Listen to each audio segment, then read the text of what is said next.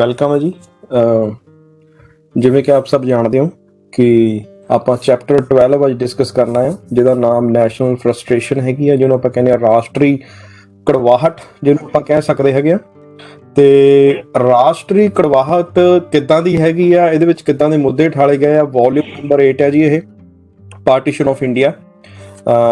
ਇਹਦੇ ਵਿੱਚ ਬਾਬਾ ਸਾਹਿਬ ਦੱਸ ਰਹੇ ਹੈਗੇ ਆ ਕਿ ਵੀ ਭਾਰਤ ਦੇ ਵਿੱਚ ਜੇ ਸਾਨੂੰ ਆਜ਼ਾਦੀ ਮਿਲ ਜਾਂਦੀ ਆ ਤੇ ਤਾਂ ਕਿੱਦਾਂ ਦੀ ਸਿਚੁਏਸ਼ਨ ਹੋਣੀ ਹੈਗੀ ਆ, ਕੀ ਅਸੀਂ ਇੰਨੇ ਕਾਬਲ ਹੈਗੇ ਆ ਕਿ ਅਸੀਂ ਉਸ ਆਜ਼ਾਦੀ ਨੂੰ ਸੰਭਾਲ ਸਕੀਏ। ਤੇ ਕਾਂਗਰਸ ਜਿਹੜੀ ਆ ਉਹ ਡੋਮੀਨੀਅਨ ਸਟੇਟਸ ਕਹਿ ਰਹੀ ਹੈਗੀ ਆ ਕਿ ਅਸੀਂ ਕਾਮਨਵੈਲਥ ਜਿੱਦਾਂ ਆਸਟ੍ਰੇਲੀਆ ਵਗੈਰਾ ਹੈਗੀਆਂ ਜਾਂ ਕੈਨੇਡਾ ਵਗੈਰਾ ਹੈਗੀਆਂ, ਵੀ ਉਸ ਤਰੀਕੇ ਦੇ ਨਾਲ ਸਾਡਾ ਸਟੇਟਸ ਹੋਵੇ ਵੀ ਜੇ ਕੋਈ ਬਾਹਰੋਂ ਸਾਡੇ ਤੇ ਕੋਈ ਹਮਲਾ ਕਰਦਾ ਆ ਤੇ ਉਹਦੇ ਵਿੱਚ ਬ੍ਰਿਟਿਸ਼ ਜਿਹੜੀ ਆ ਉਹ ਇੰਟਰਵੀਨ ਕਰੂਗੀ। ਤੇ ਉਹਦੇ ਲਈ ਬਾਬਾ ਸਾਹਿਬ ਕੀ ਕਹਿੰਦੇ ਹੈਗੇ ਆ ਕਿ ਜਿਹੜੀ ਰਿਸਪੌਂਸਿਬਿਲਟੀ ਗਵਰਨਮੈਂਟ ਹੈਗੀ ਆ, ਜਿਹੜੀ ਜ਼ਿੰਮੇਵਾਰ ਗਵਰਨਮੈਂਟ ਹੈਗੀ ਆ, ਫਿਰ ਉਹ ਕੰਮ ਕਰ ਸਕਦੀ ਇਦਾਂ ਦੀਆਂ ਪਰਿਸਥਿਤੀਆਂ ਦੇ ਵਿੱਚ। ਅੱਜ ਇਸ ਚੈਪਟਰ ਦੇ ਵਿੱਚ ਆਪਾਂ ਇਹੀ ਡਿਸਕਸ ਕਰਨਾ ਹੈਗਾ ਆ ਕਿ ਬਾਬਾ ਸਾਹਿਬ ਪਾਕਿਸਤਾਨ ਨਾ ਬਣਨ ਦੇ ਉੱਤੇ ਜੇ ਪਾਕਿਸਤਾਨ ਨਹੀਂ ਬਣਦਾ ਜਾਂ ਬਣਦਾ ਆ ਉਹਦੇ ਵਿੱਚ ਕਿੱਦਾਂ ਦੀਆਂ ਪਰਿਸਥਿਤੀਆਂ ਹੋਣਗੀਆਂ ਤੇ ਭਾਰਤ ਦੇ ਵਿੱਚ ਕਿੱਦਾਂ ਦੀਆਂ ਆਪਸੀ ਜਿਹੜੇ ਹਿੰਦੂ ਤੇ ਮੁਸਲਮਾਨ ਦੇ ਰਿਸ਼ਤੇ ਭਾਰਤ ਦੇ ਵਿੱਚ ਹੈਗੇ ਆ ਉਹ ਕਿਸ ਤਰੀਕੇ ਦੇ ਹੈਗੇ ਆ। ਬਾਬਾ ਸਾਹਿਬ ਜਦੋਂ ਇਹ ਚੈਪਟਰ ਨੂੰ ਸ਼ੁਰੂ ਕਰਦੇ ਆ ਕਹਿੰਦੇ ਵੀ ਮੰਨ ਲਓ ਕਿ ਇੱਕ ਭਾਰਤੀ ਨੂੰ ਇਹ ਪੁੱਛਿਆ ਜਾਵੇ ਵੀ ਉਹ ਇੱਕ ਆਪਣੇ ਭਾਰਤ ਦੀ ਆਪਣੇ ਦੇਸ਼ ਦੀ ਕਿੱਦਾਂ ਦੀ ਤਕਦੀਰ ਚਾਹੁੰਦਾ ਆ, ਵਧੀਆ ਤੋਂ ਵਧੀਆ ਕਿੱਦਾਂ ਦੀ ਤਕਦੀਰ ਚਾਹੁੰਦਾ। ਕਹਿੰਦੇ ਉਹਦਾ ਆਨਸਰ ਕੀ ਹੋਣਾ ਹੈਗਾ, ਉਹਦਾ ਉੱਤਰ ਕੀ ਹੋਣਾ ਹੈਗਾ ਆ। ਕਹਿੰਦੇ ਵੀ ਕੁਐਸਚਨ ਬਹੁਤ ਇੰਪੋਰਟੈਂਟ ਆ, ਭਾਵੇਂ ਕਿ ਆਨਸਰ ਨਹੀਂ ਪਰ ਜਿਹੜਾ ਉਹਦਾ ਜਵਾਬ ਹੈਗਾ ਬਹੁਤ ਸਿੱਖਿਆਦਾਇਕ ਹੋਣਾ ਹੈਗਾ ਆ। ਕਹਿੰਦੇ ਇਹਦੇ ਵਿੱਚ ਕੋਈ ਦੋ ਰਾਵਾਂ ਨਹੀਂ ਹੈਗੀਆਂ। ਉਹ ਇਹ ਕਹੂੰਗਾ ਕਿ ਮਤਲਬ ਕਿ ਉਹਨੂੰ ਆਪਣੀ ਜਿਹੜੀ ਕੰਟਰੀ ਹੈਗੀ ਆ, ਦੇਸ਼ ਹੈਗਾ ਆ, ਉਹਦੇ ਉੱਤੇ ਬੜਾ ਜਿਹੜਾ ਆ ਪ੍ਰਾਊਡ ਆ, ਮਾਣ ਹੈਗਾ ਆ ਤੇ ਉਹ ਇੱਕ ਆਜ਼ਾਦ ਅਤੇ ਅਖੰਡ ਭਾਰਤ ਚਾਹੁੰਦਾ ਆ। ਜਿੱਥੇ ਤੱਕ ਆਪਾਂ ਉਹਦੀ ਭਾਰਤ ਦੀ ਤਕਦੀਰ ਦੇਖਦੇ ਆ, ਉਹਦਾ ਜਿਹੜਾ ਇੱਕ ਆਦਰਸ਼ ਭਾਰਤ ਉਹਦੇ ਮੂਹਰੇ ਆਜ਼ਾਦ ਭਾਰਤ ਹੋਣਾ ਚਾਹੀਦਾ ਤੇ ਅਖੰਡ ਭਾਰਤ ਹੋਣਾ ਚਾਹੀਦਾ, ਜਿਹਦੇ ਵਿੱਚ ਜਿਹੜਾ ਵੰਡਿਆ ਨਾ ਹੋਵੇ। ਕਹਿੰਦੇ ਹੁਣ ਇਹੀ ਸਾਨੂੰ ਦੇਖਣਾ ਪੈਣਾ ਹੈਗਾ ਕਿ ਜਿਹੜੀ ਇੱਕ ਭਾਰਤੀ ਦੀ ਇਹ ਖੁਆਇਸ਼ ਹੈਗੀ ਆ, ਕੀ ਇਹ ਖੁਆਇਸ਼ ਜਿਹੜੀ ਉਹ ਦੇਖ ਰਿਹਾ ਹੈਗਾ ਆ ਵੀ ਭਾਰਤ ਸਾਡਾ ਇਦਾਂ ਦਾ ਹੋਣਾ ਚਾਹੀਦਾ ਆ, ਕੀ ਇਹ ਖੁਆਇਸ਼ ਹਿੰਦੂਆਂ ਤੇ ਮੁਸਲਮਾਨਾਂ ਦੋਨਾਂ ਦੀ ਹੈ। ਕਹਿੰਦੇ ਕਿ ਇਹ ਇਕੱਲੀ ਉਹਦੀ ਪਵਿੱਤਰ ਖੁਆਇਸ਼ ਹੀ ਆ ਤੇ ਜੇ ਉਹ ਦੋਨਾਂ ਹੀ ਧਿਰਾਂ ਜਿਹੜੀਆਂ ਹੈਗੀਆਂ ਆ, ਹਿੰਦੂ ਧਿਰ ਹੈਗੀ ਆ ਤੇ ਮੁਸਲਮਾਨ ਧਿਰ ਹੈਗੀ ਆ, ਜੇ ਉਹਨਾਂ ਦੀ ਦੇਸ਼ ਨੂੰ ਇਕੱਠਾ ਰੱਖਣ ਦੀ ਖੁਆਇਸ਼ ਨਹੀਂ ਹੈਗੀ ਤੇ ਫਿਰ ਕਹਿੰਦੇ ਵੀ ਇੱਕ ਸੁਪਨਾ ਹੀ ਹੈਗਾ ਆ, ਇੱਕ ਖੁਆਇਸ਼ ਹੀ ਹੈਗੀ ਆ। ਇਹ ਕਦੀ ਵੀ ਸੋਲਿਡ ਫਾਰਮ, ਇੱਕ ਕੰਕਰੀਟ ਫਾਰਮ ਜਿਹੜੀ ਆ ਉਹ ਨਹੀਂ ਲੈ ਸਕਦੀ। ਕਹਿੰਦੇ ਹੁਣ ਅਸੀਂ ਇਹ ਦੇਖਣਾ ਹੈਗਾ ਆ ਬਈ ਕੀ ਇਹ ਕੁਝ ਲੋਕਾਂ ਦੀ ਖੁਆਇਸ਼ ਆ ਕਿ ਸਾਰੇ ਲੋਕਾਂ ਦੀ ਖੁਆਇਸ਼ ਆ ਵੀ ਸਾਡਾ ਭਾਰਤ ਜਿਹੜਾ ਆ ਆਜ਼ਾਦ ਹੋਵੇ ਤੇ ਅਖੰਡ ਹੋਵੇ। ਕਹਿੰਦੇ ਹੁਣ ਇਹ ਮੂਹਰੇ ਸਾਡੇ ਸਵਾਲ ਖੜਾ ਹੁੰਦਾ ਆ। ਕਹਿੰਦੇ ਸਭ ਤੋਂ ਪਹਿਲਾਂ ਤਾਂ ਆਪਾਂ ਇਹ ਦੇਖਣਾ ਹੈਗਾ ਆ ਵੀ ਜਿਹੜੇ ਪੋਲੀਟੀਕਲ ਪਾਰਟੀਆਂ ਉਸ ਵੇਲੇ ਭਾਰਤ ਦੇ ਵਿੱਚ ਸੀਗੀਆਂ, ਉਹਨਾਂ ਦਾ ਜਿਹੜਾ ਟੀਚਾ ਸੀਗਾ ਉਹ ਆਜ਼ਾਦੀ ਸੀਗੀ। ਕਹਿੰਦੇ ਵੀ ਜਦੋਂ ਕਹਿੰਦੇ ਵੀ ਪੋਲੀਟੀਕਲ ਪਾਰਟੀਆਂ ਜਿਹੜੀਆਂ ਸੀਗੀਆਂ ਉਹਨਾਂ ਦਾ ਇੱਕ ਟੀਚਾ, ਜਦੋਂ ਉਹਨਾਂ ਦਾ ਉਹ ਇਹ ਕਹਿੰਦੇ ਹੁੰਦੇ ਸੀ ਵੀ ਭਾਰਤ ਦੇ ਵਿੱਚ ਜਿੰਨੀਆਂ ਵੀ ਪਾਰਟੀਆਂ ਹੈਗੀਆਂ ਪੋਲੀਟੀਕਲ, ਉਹਨਾਂ ਸਾਰਿਆਂ ਦਾ ਜਿਹੜਾ ਨਵਾਂ ਵਿਕਾਸ ਦਰ ਹੈਗਾ ਆ, ਜਿਹੜਾ ਉਹਨਾਂ ਦਾ ਗੋਲ ਹੈਗਾ ਆ ਵਿਕਾਸ ਦਾ, ਭਾਰਤੀ ਸਿਆਸਤ ਦਾ, ਉਹ ਆਜ਼ਾਦੀ ਹੈਗੀ ਆ। ਕਹਿੰਦੇ ਕਾਂਗਰਸ ਉਹਨਾਂ ਦੇ ਵਿੱਚੋਂ ਪਹਿਲੀ ਸੀ ਜਿਹਨੇ ਇਹ ਅਨਾਉਂਸਮੈਂਟ ਕੀਤੀ ਸੀਗੀ ਕਿ ਭਾਰਤ ਸਾਨੂੰ ਆਜ਼ਾਦ ਭਾਰਤ ਚਾਹੀਦਾ ਹੈਗਾ ਆ। ਮਦਰਾਸ ਦੇ ਵਿੱਚ ਇੱਕ ਸੈਸ਼ਨ ਹੋਇਆ ਦਸੰਬਰ 1927 ਨੂੰ, ਉਹਦੇ ਵਿੱਚ ਇੱਕ ਰੈਜ਼ੋਲੂਸ਼ਨ ਪਾਸ ਕੀਤੀ ਗਈ। ਉਸ ਰੈਜ਼ੋਲੂਸ਼ਨ ਦੇ ਵਿੱਚ ਇਹ ਕਿਹਾ ਗਿਆ ਕਿ ਸਾਨੂੰ ਆਪਣਾ ਜਿਹੜਾ ਰਾਸ਼ਟਰ ਹੈਗਾ ਆ ਉਹ ਆਜ਼ਾਦ ਚਾਹੀਦਾ ਹੈ। ਬਾਬਾ ਸਾਹਿਬ ਅੱਗੇ ਉਸ ਦੇ ਵਿੱਚੋਂ ਥੋੜਾ ਜਿਹਾ ਦੱਸਦੇ ਆ ਵੀ ਉਹਦੇ ਵਿੱਚ ਜਿਹੜੀ ਰੈਜ਼ੋਲੂਸ਼ਨ ਹੋਈ ਹੈਗੀ ਸੀਗੀ। ਕਹਿੰਦੇ ਮਦਰਾਸ ਕਾਨਫਰੰਸ ਦੇ ਵਿੱਚ ਜਿਹੜੀ ਮਦਰਾਸ ਕਾਨਫਰੰਸ ਹੋਈ ਸੀ ਉਹਦੇ ਵਿੱਚ ਕਾਂਗਰਸ ਦਾ ਜਿਹੜਾ ਮਤ ਸੀਗਾ ਆਜ਼ਾਦੀ ਨੂੰ ਲੈ ਕੇ ਉਹ ਨਹੀਂ ਬਦਲਿਆ ਸੀਗਾ। ਇਹ ਮਤ ਕਦੋਂ ਬਦਲਿਆ? ਇਹ ਲਾਹੌਰ ਸੈਸ਼ਨ ਦੇ ਵਿੱਚ ਜਾ ਕੇ ਬਦਲਿਆ, ਜਦੋਂ ਇੱਕ ਰੈਜ਼ੋਲੂਸ਼ਨ 31 ਦਸੰਬਰ 1929 ਨੂੰ ਪਾਸ ਕੀਤੀ ਗਈ। ਤੇ ਮਦਰਾਸ ਸੈਸ਼ਨ ਦੇ ਵਿੱਚ ਜਿਹੜਾ ਮੈਂ ਪਹਿਲਾਂ ਦੱਸਿਆ ਵੀ ਮਦਰਾਸ ਸੈਸ਼ਨ ਦੇ ਵਿੱਚ ਇਹਨਾਂ ਦਾ ਜਿਹੜਾ ਮਤ ਸੀਗਾ ਉਹ ਭਾਰਤ ਦੀ ਆਜ਼ਾਦੀ ਨੂੰ ਲੈ ਕੇ ਸੀ ਵੀ ਸਾਨੂੰ ਸੰਪੂਰਨ ਜਿਹੜੀ ਆਜ਼ਾਦੀ ਸਾਨੂੰ ਚਾਹੀਦੀ ਹੈਗੀ ਆ। ਜਦੋਂ ਕਲਕੱਤੇ ਦੇ ਵਿੱਚ ਸੈਸ਼ਨ ਹੁੰਦਾ ਹੈਗਾ 28 ਦਸੰਬਰ ਨੂੰ, ਤੇ ਜਿਹੜਾ ਗਾਂਧੀ ਹੁੰਦਾ ਆ ਤੇ ਨਾਲ ਕਾਂਗਰਸ ਦੇ ਹੋਰ ਨੁਮਾਇੰਦੇ ਹੁੰਦੇ ਆ ਤੇ ਉਸ ਵੇਲੇ ਦਾ ਪ੍ਰਧਾਨ ਜਿਹੜਾ ਹੁੰਦਾ ਆ ਉਹ ਡੋਮੀਨੀਅਨ ਸਟੇਟਸ ਦੀ ਮੰਗ ਕਰਦੇ ਆ ਤੇ ਨਾਲ ਇਹ ਪ੍ਰਸਤਾਵ ਰੱਖਦੇ ਆ ਕਿ ਜੇ ਬ੍ਰਿਟਿਸ਼ ਗਵਰਨਮੈਂਟ ਸਾਨੂੰ 31 ਦਸੰਬਰ 1929 ਦੀ ਰਾਤ ਨੂੰ ਜੇ ਸਾਨੂੰ ਡੋਮੀਨੀਅਨ ਸਟੇਟਸ ਦੇਂਦੇ ਆ, ਸਾਨੂੰ ਉਹ ਕਬੂਲ ਹੋਊਗਾ। ਦੂਜੀਆਂ ਪਾਰਟੀਆਂ ਜਿਹੜੀਆਂ ਹਿੰਦੂ ਮਹਾਸਭਾ ਵਰਗੀਆਂ ਸੀ, ਉਹਨਾਂ ਦਾ ਵੀ ਇਹ ਟੀਚਾ 1932 ਤੱਕ ਰਿਹਾ ਕਿ ਸਾਨੂੰ ਜਿਹੜੀ ਆ ਜ਼ਿੰਮੇਵਾਰ ਸਰਕਾਰ ਜਿਹੜੀ ਆ ਉਹ ਭਾਰਤ ਦੇ ਵਿੱਚ ਚਾਹੀਦੀ ਆ। ਇਹੀ ਸਾਡਾ ਜਿਹੜਾ ਗੋਲ ਹੈਗਾ ਆ, ਇਹੀ ਸਾਡਾ ਟੀਚਾ ਹੈਗਾ ਆ ਸਾਡੀ। ਉਸ ਤੋਂ ਬਾਅਦ ਬਾਬਾ ਸਾਹਿਬ ਦੱਸਦੇ ਹੈਗੇ ਆ ਕਿ ਹਿੰਦੂ ਮਹਾਸਭਾ ਜਿਹੜੀ ਹੈਗੀ ਆ ਉਹਨਾਂ ਦਾ ਇਹੀ ਸੰਕਲਪ ਰਿਹਾ ਹੈਗਾ ਆ, ਜਿਹੜੀ ਉਹਨਾਂ ਦੀ ਪਾਰਟੀ ਸੀਗੀ, ਪੋਲੀਟੀਕਲੀ ਵਿਕਾਸ ਜਿਹੜਾ ਸੀਗਾ ਉਹਨਾਂ ਦੀ ਪਾਰਟੀ ਦਾ, ਉਹ ਇਹੀ ਸੋਚਦੇ ਸੀਗੇ ਕਿ ਬਈ ਸਾਨੂੰ ਸਿਰਫ ਸਾਨੂੰ ਰਿਸਪੌਂਸੀਬਲ ਗਵਰਨਮੈਂਟ ਚਾਹੀਦੀ ਆ। ਤੇ ਡਾਕਟਰ ਸਾਹਿਬ ਇਹਦੇ ਬਾਰੇ ਕਾਫੀ ਜ਼ਿਕਰ ਕਰਦੇ ਹੁੰਦੇ, ਰਿਸਪੌਂਸੀਬਲ ਗਵਰਨਮੈਂਟ ਕੀ ਹੁੰਦੀ ਆ, ਕਿੱਥੋਂ ਸ਼ੁਰੂ ਹੋਈ ਸੀ ਇਹ। ਤੇ ਇਹ ਜਿਹੜਾ ਟੀਚਾ ਆ 1937 ਤੱਕ ਉਹਨਾਂ ਦਾ ਇਹੀ ਰਿਹਾ। ਤੇ ਬਾਅਦ ਦੇ ਵਿੱਚ ਕਹਿੰਦੇ ਵੀ ਅਹਿਮਦਾਬਾਦ ਦੇ ਵਿੱਚ ਇੱਕ ਮੀਟਿੰਗ ਹੁੰਦੀ ਆ, ਜਿਹਦੇ ਵਿੱਚ ਉਹ 1937 ਦੇ ਵਿੱਚ ਇੱਕ ਅਹਿਮਦਾਬਾਦ ਦੇ ਵਿੱਚ ਇੱਕ ਮੀਟਿੰਗ ਹੁੰਦੀ ਆ, ਜਿੱਥੇ ਹਿੰਦੂ ਮਹਾਸਭਾ ਪੂਰਨ ਸਵਰਾਜ ਘੋਸ਼ਿਤ ਕਰਦੀ ਹੈ, ਜਿਹਨੂੰ ਕਹਿੰਦੇ ਪੂਰਨ ਆਜ਼ਾਦੀ ਦੀ ਘੋਸ਼ਣਾ ਕਰਦੀ ਆ। ਤੀਸਰੀ ਜਿਹੜੀ ਪਾਰਟੀ ਹੁੰਦੀ ਆ ਮੁਸਲਿਮ ਲੀਗ, ਉਹਦਾ ਮਤ ਜਿਹੜਾ ਆ ਉਹ ਵੀ 1912 ਦੇ ਵਿੱਚ ਰਿਸਪੌਂਸੀਬਲ ਗਵਰਨਮੈਂਟ ਦਾ ਸੀਗਾ। ਉਹ ਚਾਹੁੰਦੇ ਸੀਗੇ ਕਿ ਭਾਰਤ ਦੇ ਵਿੱਚ ਜ਼ਿੰਮੇਵਾਰ ਸਰਕਾਰ ਬਣੇ ਗੋਰਿਆਂ ਦੀ ਮਦਦ ਦੇ ਨਾਲ। ਤੇ ਕਹਿੰਦੇ ਵੀ 1937 ਤੱਕ ਇਹਨਾਂ ਤਿੰਨਾਂ ਪਾਰਟੀਆਂ ਦਾ ਜਿਹੜਾ ਮਤ ਸੀਗਾ ਉਹ ਜ਼ਿੰਮੇਵਾਰ ਸਰਕਾਰ ਤੋਂ ਉਹ ਆਜ਼ਾਦੀ ਵੱਲ ਉਹਨਾਂ ਨੇ ਕਦਮ ਪੁੱਟੇ। ਤੇ ਜਿਹੜੀ ਮੁਸਲਿਮ ਲੀਗ ਵੀ ਸੀਗੀ ਉਹ ਵੀ ਆਜ਼ਾਦੀ ਦੀ ਮੰਗ ਕਰਨ ਲੱਗੀ। ਸੋ ਇਹ ਤਿੰਨੋਂ ਜਿਹੜੀਆਂ ਪਾਰਟੀਆਂ ਆ ਉਹ 1937 ਤੱਕ ਇੱਕ ਸੇਮ ਪੁਆਇੰਟ ਦੇ ਉੱਤੇ ਆ ਖੜੀਆਂ ਹੋਈਆਂ, ਬਈ ਮਤਲਬ ਕਿ ਆਜ਼ਾਦੀ ਨੂੰ ਲੈ ਕੇ ਉਹਨਾਂ ਦੀ ਮੰਗ ਸੇਮ ਸੀਗੀ। ਕਹਿੰਦੇ ਹੁਣ ਇਸ ਆਜ਼ਾਦੀ ਨੂੰ ਉਹਦੀ ਮੇਨਟੇਨੈਂਸ ਕਰਨੀ, ਆਜ਼ਾਦੀ ਦੀ, ਇਹ ਆਜ਼ਾਦੀ ਤਾਂ ਸਾਨੂੰ ਮਿਲ ਜਾਣੀ ਹੈਗੀ ਆ, ਕੀ ਉਸ ਨੂੰ ਅਸੀਂ ਬਰਕਰਾਰ ਰੱਖ ਸਕਦੇ ਹੈਗੇ ਆ। ਕਹਿੰਦੇ ਵੀ ਇਹ ਜਿਹੜੀਆਂ ਤਿੰਨ ਪਾਰਟੀਆਂ ਹੈਗੀਆਂ ਇਹਨਾਂ ਨੇ ਇਹ ਤਾਂ ਕਹਿ ਦਿੱਤਾ ਕਿ ਸਾਨੂੰ ਜਿਹੜੀ ਬ੍ਰਿਟਿਸ਼ ਸਾਮਰਾਜਵਾਦ ਹੈਗਾ ਆ ਉਹਦੇ ਕੋਲੋਂ ਸਾਨੂੰ ਆਜ਼ਾਦੀ ਚਾਹੀਦੀ ਆ। ਹਾਂ, ਕਹਿੰਦੇ ਵੀ ਇਹ ਐਗਰੀਮੈਂਟ ਜਿਹੜਾ ਆਜ਼ਾਦੀ ਦਾ ਐਗਰੀਮੈਂਟ ਸਮਝੌਤਾ ਹੈਗਾ ਆ ਵੀ ਅਸੀਂ ਬ੍ਰਿਟਿਸ਼ ਸਾਮਰਾਜਵਾਦ ਤੋਂ ਅਸੀਂ ਕਿੱਲੇ ਤੋਂ ਖੁੱਲਣਾ ਆ, ਆਪਣੇ ਆਪ ਨੂੰ ਖੋਲਣਾ ਆ, ਆਜ਼ਾਦੀ ਚਾਹੀਦੀ ਸਾਨੂੰ ਬ੍ਰਿਟਿਸ਼ ਸਾਮਰਾਜ ਦੇ ਕੀਲੇ ਤੋਂ। ਪਰ ਕੀ ਇਹ ਕਾਫੀ ਨਹੀਂ ਹੈਗਾ? ਕਹਿੰਦੇ ਵੀ ਇਹ ਜਿਹੜਾ ਆ ਕਾਫੀ ਨਹੀਂ ਹੈ। ਕਹਿੰਦੇ ਸਾਨੂੰ ਇਹ ਵੀ ਦੇਖਣਾ ਪਵੇਗਾ ਕਿ ਇਹ ਸਮਝੌਤੇ ਤੋਂ ਬਾਅਦ ਜਦੋਂ ਸਾਨੂੰ ਆਜ਼ਾਦੀ ਮਿਲਦੀ ਆ ਉਸ ਆਜ਼ਾਦੀ ਨੂੰ ਅਸੀਂ ਬਰਕਰਾਰ ਕਿੱਦਾਂ ਰੱਖਣਾ ਹੈਗਾ ਆ। ਤੇ ਉਹਦੀ ਬਾਬਾ ਸਾਹਿਬ ਅੱਗੇ ਗੱਲ ਕਰਦੇ ਹੈਗੇ ਆ ਕਿ ਜਦ ਤੱਕ ਆਜ਼ਾਦੀ ਮਿਲਣ ਤੋਂ ਬਾਅਦ ਉਸ ਆਜ਼ਾਦੀ ਨੂੰ ਅਸੀਂ ਬਰਕਰਾਰ ਕਿੱਦਾਂ ਰੱਖਣਾ ਹੈਗਾ ਆ, ਜਦ ਤੱਕ ਅਸੀਂ ਬੈਠ ਕੇ ਬ੍ਰਿਟਿਸ਼ ਵਾਲਿਆਂ ਨਾਲ ਗੱਲ ਨਹੀਂ ਕਰਦੇ, ਜਦ ਤੱਕ ਅਸੀਂ ਇਹ ਨਹੀਂ ਸੋਚਦੇ ਕਿ ਆਜ਼ਾਦੀ ਮਿਲਣ ਤੋਂ ਬਾਅਦ ਕੀ ਅਸੀਂ ਬਾਹਰੋਂ ਹਮਲੇ ਜਿਹੜੇ ਹੋਣੇ ਆ ਹੋਰ ਕੰਟਰੀਆਂ ਤੋਂ, ਕੀ ਉਹਨਾਂ ਲਈ ਅਸੀਂ ਸੇਫ ਆ ਜਾਂ ਨਹੀਂ, ਉਦੋਂ ਤੱਕ ਜਿਹੜੀ ਆਜ਼ਾਦੀ ਮੰਗਣਾ ਹੈਗਾ ਆ ਉਹ ਸੇਫ ਨਹੀਂ ਹੈਗਾ। ਬਾਬਾ ਸਾਹਿਬ ਕਹਿੰਦੇ ਵੀ ਆਜ਼ਾਦੀ ਨੂੰ ਬਰਕਰਾਰ ਰੱਖਣਾ, ਆਜ਼ਾਦੀ ਲੈਣਾ, ਦੋਵੇਂ ਵੱਖਰੀਆਂ ਵੱਖਰੀਆਂ ਚੀਜ਼ਾਂ ਹੈਗੀਆਂ ਆ। ਕਹਿੰਦੇ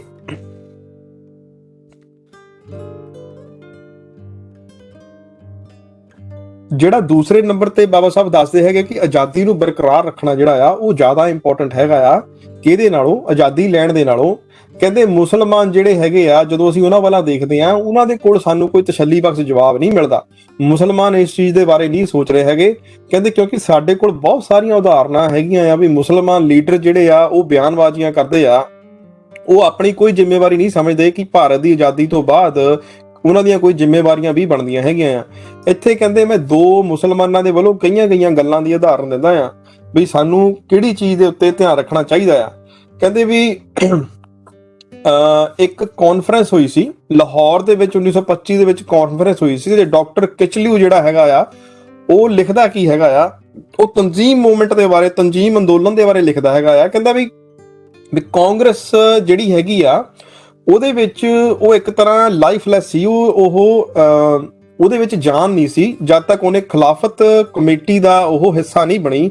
ਖਿਲਾਫਤ ਕਮੇਟੀ ਜੁਆਇਨ ਕਰਨ ਤੋਂ ਬਾਅਦ 1 ਸਾਲ ਦੇ ਵਿੱਚ ਹਿੰਦੂ ਕਾਂਗਰਸ ਨੇ ਇੰਨੀ ਤਰੱਕੀ ਕੀਤੀ ਆ ਜਿੰਨੀ ਉਸਨੇ ਕਦੀ 40 ਸਾਲ ਤੱਕ ਨਹੀਂ ਕੀਤੀ। ਕਹਿੰਦੇ ਅੱਗੇ ਉਹ ਦੱਸਦੇ ਹੈਗੇ ਆ ਕਿ ਕਾਂਗਰਸ ਨੇ ਅਛੂਤਾਂ ਦੀ ਭਲਾਈ ਦੇ ਲਈ, ਜਿਹੜੇ ਕਿ 7 ਕਰੋੜ ਜਿਨ੍ਹਾਂ ਦੀ ਗਿਣਤੀ ਸੀ, ਉਹਨਾਂ ਦੀ ਭਲਾਈ ਦੇ ਲਈ ਬਹੁਤ ਸਾਰੇ ਕੰਮ ਕੀਤੇ ਹੈਗੇ ਆ।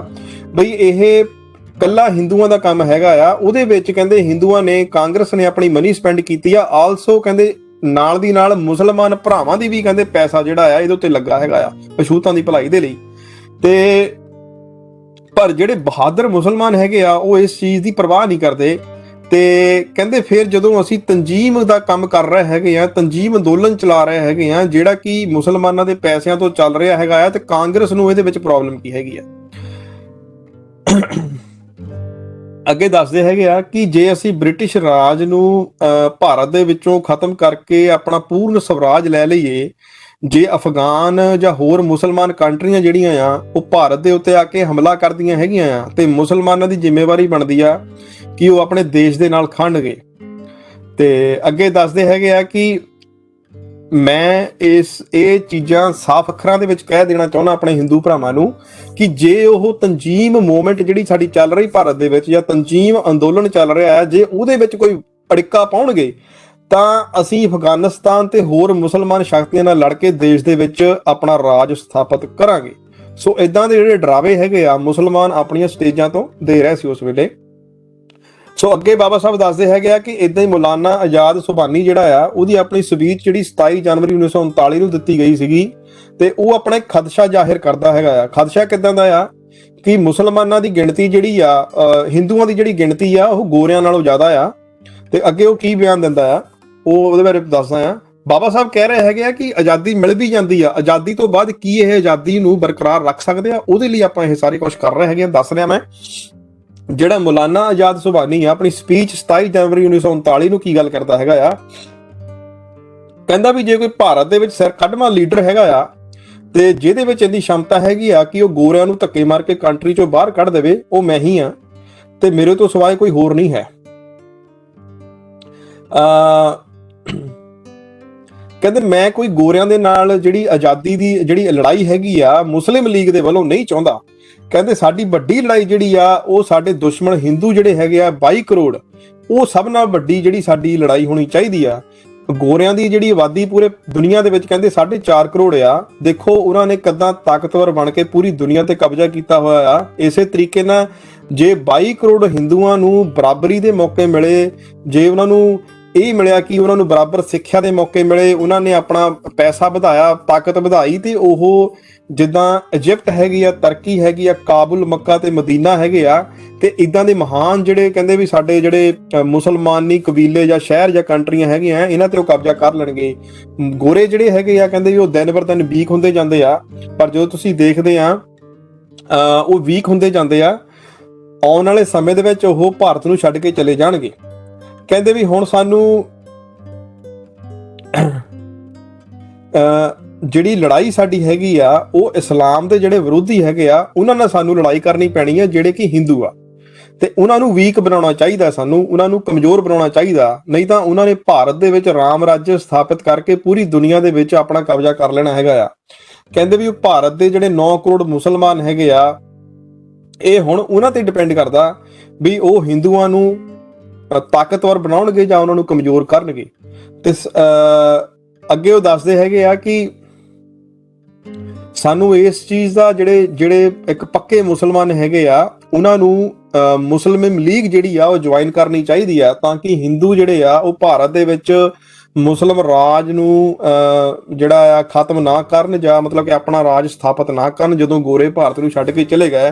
ਅੱਗੇ ਦੱਸਦਾ ਵੀ ਸਾਵਧਾਨ ਰਹੋ, ਜਿਹੜੇ ਮੌਲਵੀ ਕਾਂਗਰਸ ਦੇ ਵਿੱਚ ਹੈਗੇ ਆ ਉਹਨਾਂ ਨੂੰ ਸਾਵਧਾਨ ਰਹਿਣਾ ਚਾਹੀਦਾ ਆ, ਉਹ ਆਪਣੇ ਮੁਸਲਮਾਨਾਂ ਦੇ ਵਿਰੋਧੀ ਹੈਗੇ ਆ।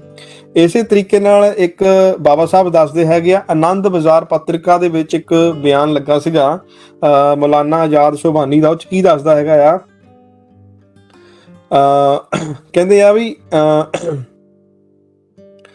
ਇੰਡੀਆ ਦੇ ਆਜ਼ਾਦ ਹੋਣ ਤੋਂ ਪਹਿਲਾਂ ਕਹਿੰਦੇ ਹਿੰਦੂਆਂ ਨੂੰ ਜਾਂ ਤਾਂ ਧੱਕੇ ਦੇ ਨਾਲ ਜਾਂ ਆਪਣੇ ਮੁਸਲਮਾਨਾਂ ਨੂੰ ਹਿੰਦੂਆਂ ਦੇ ਨਾਲ ਜਾਂ ਤਾਂ ਧੱਕੇ ਦੇ ਨਾਲ ਜਾਂ ਮਿੱਤਰਤਾ ਦੇ ਨਾਲ ਕੁਝ ਸਮਝੌਤੇ ਕਰ ਲੈਣੇ ਚਾਹੀਦੇ ਆ, ਤਾਂ ਕਿ ਜਿਹੜੇ ਭਾਰਤ ਦੇ 700 ਸਾਲ ਤੱਕ ਮੁਸਲਮਾਨ ਰਾਜੇ ਰਹੇ ਆ ਉਹ ਹਿੰਦੂ ਰਾਜ ਦੇ ਵਿੱਚ ਦੁਬਾਰਾ ਗੁਲਾਮ ਨਾ ਬਣ। ਸੋ ਇਦਾਂ ਦੀਆਂ ਜਿਹੜੀਆਂ ਗੱਲਾਂ ਉਹਨਾਂ ਦੇ ਦਿਮਾਗਾਂ ਦੇ ਵਿੱਚ ਚੱਲ ਰਹੀਆਂ ਸੀ। ਬਾਬਾ ਸਾਹਿਬ ਕਹਿੰਦੇ ਵੀ ਹਿੰਦੂ ਵੀ ਜਿਹੜੇ ਹੈਗੇ ਆ ਉਹ ਇਹਨਾਂ ਗੱਲਾਂ ਨੂੰ ਸਮਝਦੇ ਸੀ। ਇਸੇ ਤਰੀਕੇ ਨਾਲ ਜਿਹੜਾ ਮਿਸਟਰ ਐਨੀ ਬਸੰਤ ਸੇਧ ਉਹ ਵੀ ਇਹੀ ਲਿਖਦਾ ਵੀ ਜਿਹੜੇ ਇਹਨਾਂ ਦੇ ਕੁਰਾਨ ਦੇ ਵਿੱਚ ਹੈਗਾ ਆ ਉਹ ਕਿੱਦਾਂ ਦੀਆਂ ਹਦੀਸਾਂ ਹੈਗੀਆਂ ਆ ਜਾਂ ਕਿੱਦਾਂ ਦੀਆਂ ਸਿੱਖਿਆਵਾਂ ਹੈਗੀਆਂ ਜਿਹਦੇ ਵਿੱਚ ਮੁਸਲਮਾਨ ਤੇ ਹਿੰਦੂ ਜਿੱਦਾਂ ਉਹਨਾਂ ਨੂੰ ਕਾਫਰ ਕਿਹਾ ਗਿਆ ਵੀ ਉਹ ਇਕੱਠੇ ਨਹੀਂ ਰਹਿ ਸਕਦੇ। ਇਹਨੂੰ ਮੈਂ ਸਕਿਪ ਕਰ ਰਿਹਾ। ਇਸੇ ਤਰੀਕੇ ਨਾਲ ਲਾਲਾ ਲਾਜਪਤ ਰਾਏ ਜਿਹੜਾ ਹੈਗਾ ਆ ਉਹ ਆਪਣੀ ਲੈਟਰ ਦੇ ਵਿੱਚ ਸੇਮ ਤਰ੍ਹਾਂ ਦਾ ਜਿਹੜਾ ਖਤਰਾ ਜਿਹੜਾ ਆ ਉਹ CR ਦਾਸ ਨੂੰ ਜ਼ਾਹਰ ਕਰਦਾ ਆ। ਕਹਿੰਦੇ ਮੈਨੂੰ ਇੱਕ ਚੀਜ਼ ਬੜੀ, ਲਾਲਾ ਲਾਜਪਤ ਰਾਏ ਉਹਨੂੰ ਲਿਖਦਾ ਆ, ਕਹਿੰਦੇ ਮੈਨੂੰ ਇੱਕ ਬੜੀ ਚੀਜ਼ ਪਰੇਸ਼ਾਨ ਕਰਦੀ ਆ, ਮੈਂ ਇਹਦੇ ਬਾਰੇ ਬਹੁਤ ਸੁਚੇਤ ਤਰੀਕੇ ਦੇ ਨਾਲ ਸੋਚਣਾ ਚਾਹੁੰਦਾ ਆ। ਸਵਾਲ ਜਦੋਂ ਆਉਂਦਾ ਆ ਹਿੰਦੂ ਮੁਸਲਿਮ ਯੂਨਿਟੀ ਦਾ, ਕਹਿੰਦੇ ਮੈਂ ਬਹੁਤ ਸਾਰਾ ਸਮਾਂ ਪਿਛਲੇ 6 ਮਹੀਨਿਆਂ ਦੇ ਵਿੱਚ ਇਹਦੇ ਉੱਤੇ ਲਾਇਆ ਹੈਗਾ ਆ। ਮੈਂ ਸਟੱਡੀ ਕੀਤੀ ਆ ਭਾਰਤ ਦੇ ਵਿੱਚ ਮੁਸਲਿਮ ਹਿਸਟਰੀ ਕਿੱਦਾਂ ਦੀ ਹੈਗੀ ਆ, ਮੁਸਲਿਮ ਇਤਿਹਾਸ ਕਿੱਦਾਂ ਦਾ ਹੈਗਾ ਆ, ਤੇ ਮੁਸਲਮਾਨ ਕੰਟਰੀਆਂ, ਮੁਸਲਮਾਨ ਕਾਨੂੰਨ ਕਿੱਦਾਂ ਦਾ ਹੈਗਾ ਆ। ਕਹਿੰਦੇ ਮੈਨੂੰ ਸਮਝ ਨਹੀਂ ਆ ਰਹੀ ਭਾਰਤ ਦੇ ਵਿੱਚ ਏਕਤਾ ਕਿੱਦਾਂ ਸਥਾਪਿਤ ਹੋ ਸਕਦੀ ਆ। ਕਹਿੰਦੇ ਮੈਨੂੰ ਜਿਹੜੇ ਭਾਰਤ ਦੇ ਵਿੱਚ ਮੁਸਲਮਾਨ ਜਿਹੜੇ ਹੈਗੇ ਆ ਉਹਨਾਂ ਦਾ ਇੰਨਾ ਡਰ ਨਹੀਂ ਲੱਗਦਾ। ਮੈਨੂੰ ਇਹ ਲੱਗਦਾ ਕਿ ਜਦੋਂ ਉਹਨਾਂ ਨੇ ਅਫਗਾਨਿਸਤਾਨ ਜਾਂ ਸੈਂਟਰ ਏਸ਼ੀਆ, ਅਰੇਬੀਆ ਜਾਂ ਟਰਕੀ ਵਰਗੀਆਂ ਜਿਹੜੀ ਮੁਸਲਮਾਨ ਕੰਟਰੀਆਂ ਹੈਗੀਆਂ ਉਹਨਾਂ ਦੇ ਨਾਲ ਆਪਣੇ ਹੱਥ ਮਿਲਾ ਲਏ, ਫਿਰ ਸਾਡੇ ਲਈ ਬਹੁਤ ਖਤਰਾ ਬਣ ਜਾਣਾ ਹੈਗਾ ਆ। ਤੇ ਕਹਿੰਦੇ ਵੀ ਮੈਨੂੰ ਬਹੁਤ ਇਮਾਨਦਾਰ ਤੇ ਸਿੰਸੀਅਰ ਤਰੀਕੇ ਦੇ ਨਾਲ ਇਸ ਜਿਹੜੀ ਚੀਜ਼ ਹੈਗੀ ਆ ਜਿਹੜੀ ਹਿੰਦੂ ਮੁਸਲਮਾਨਾਂ ਦੀ ਜਿਹੜੀ ਯੂਨਿਟੀ ਆ ਉਹਦੇ ਬਾਰੇ ਆਪਾਂ ਨੂੰ ਸੋਚਣਾ ਚਾਹੀਦਾ ਆ।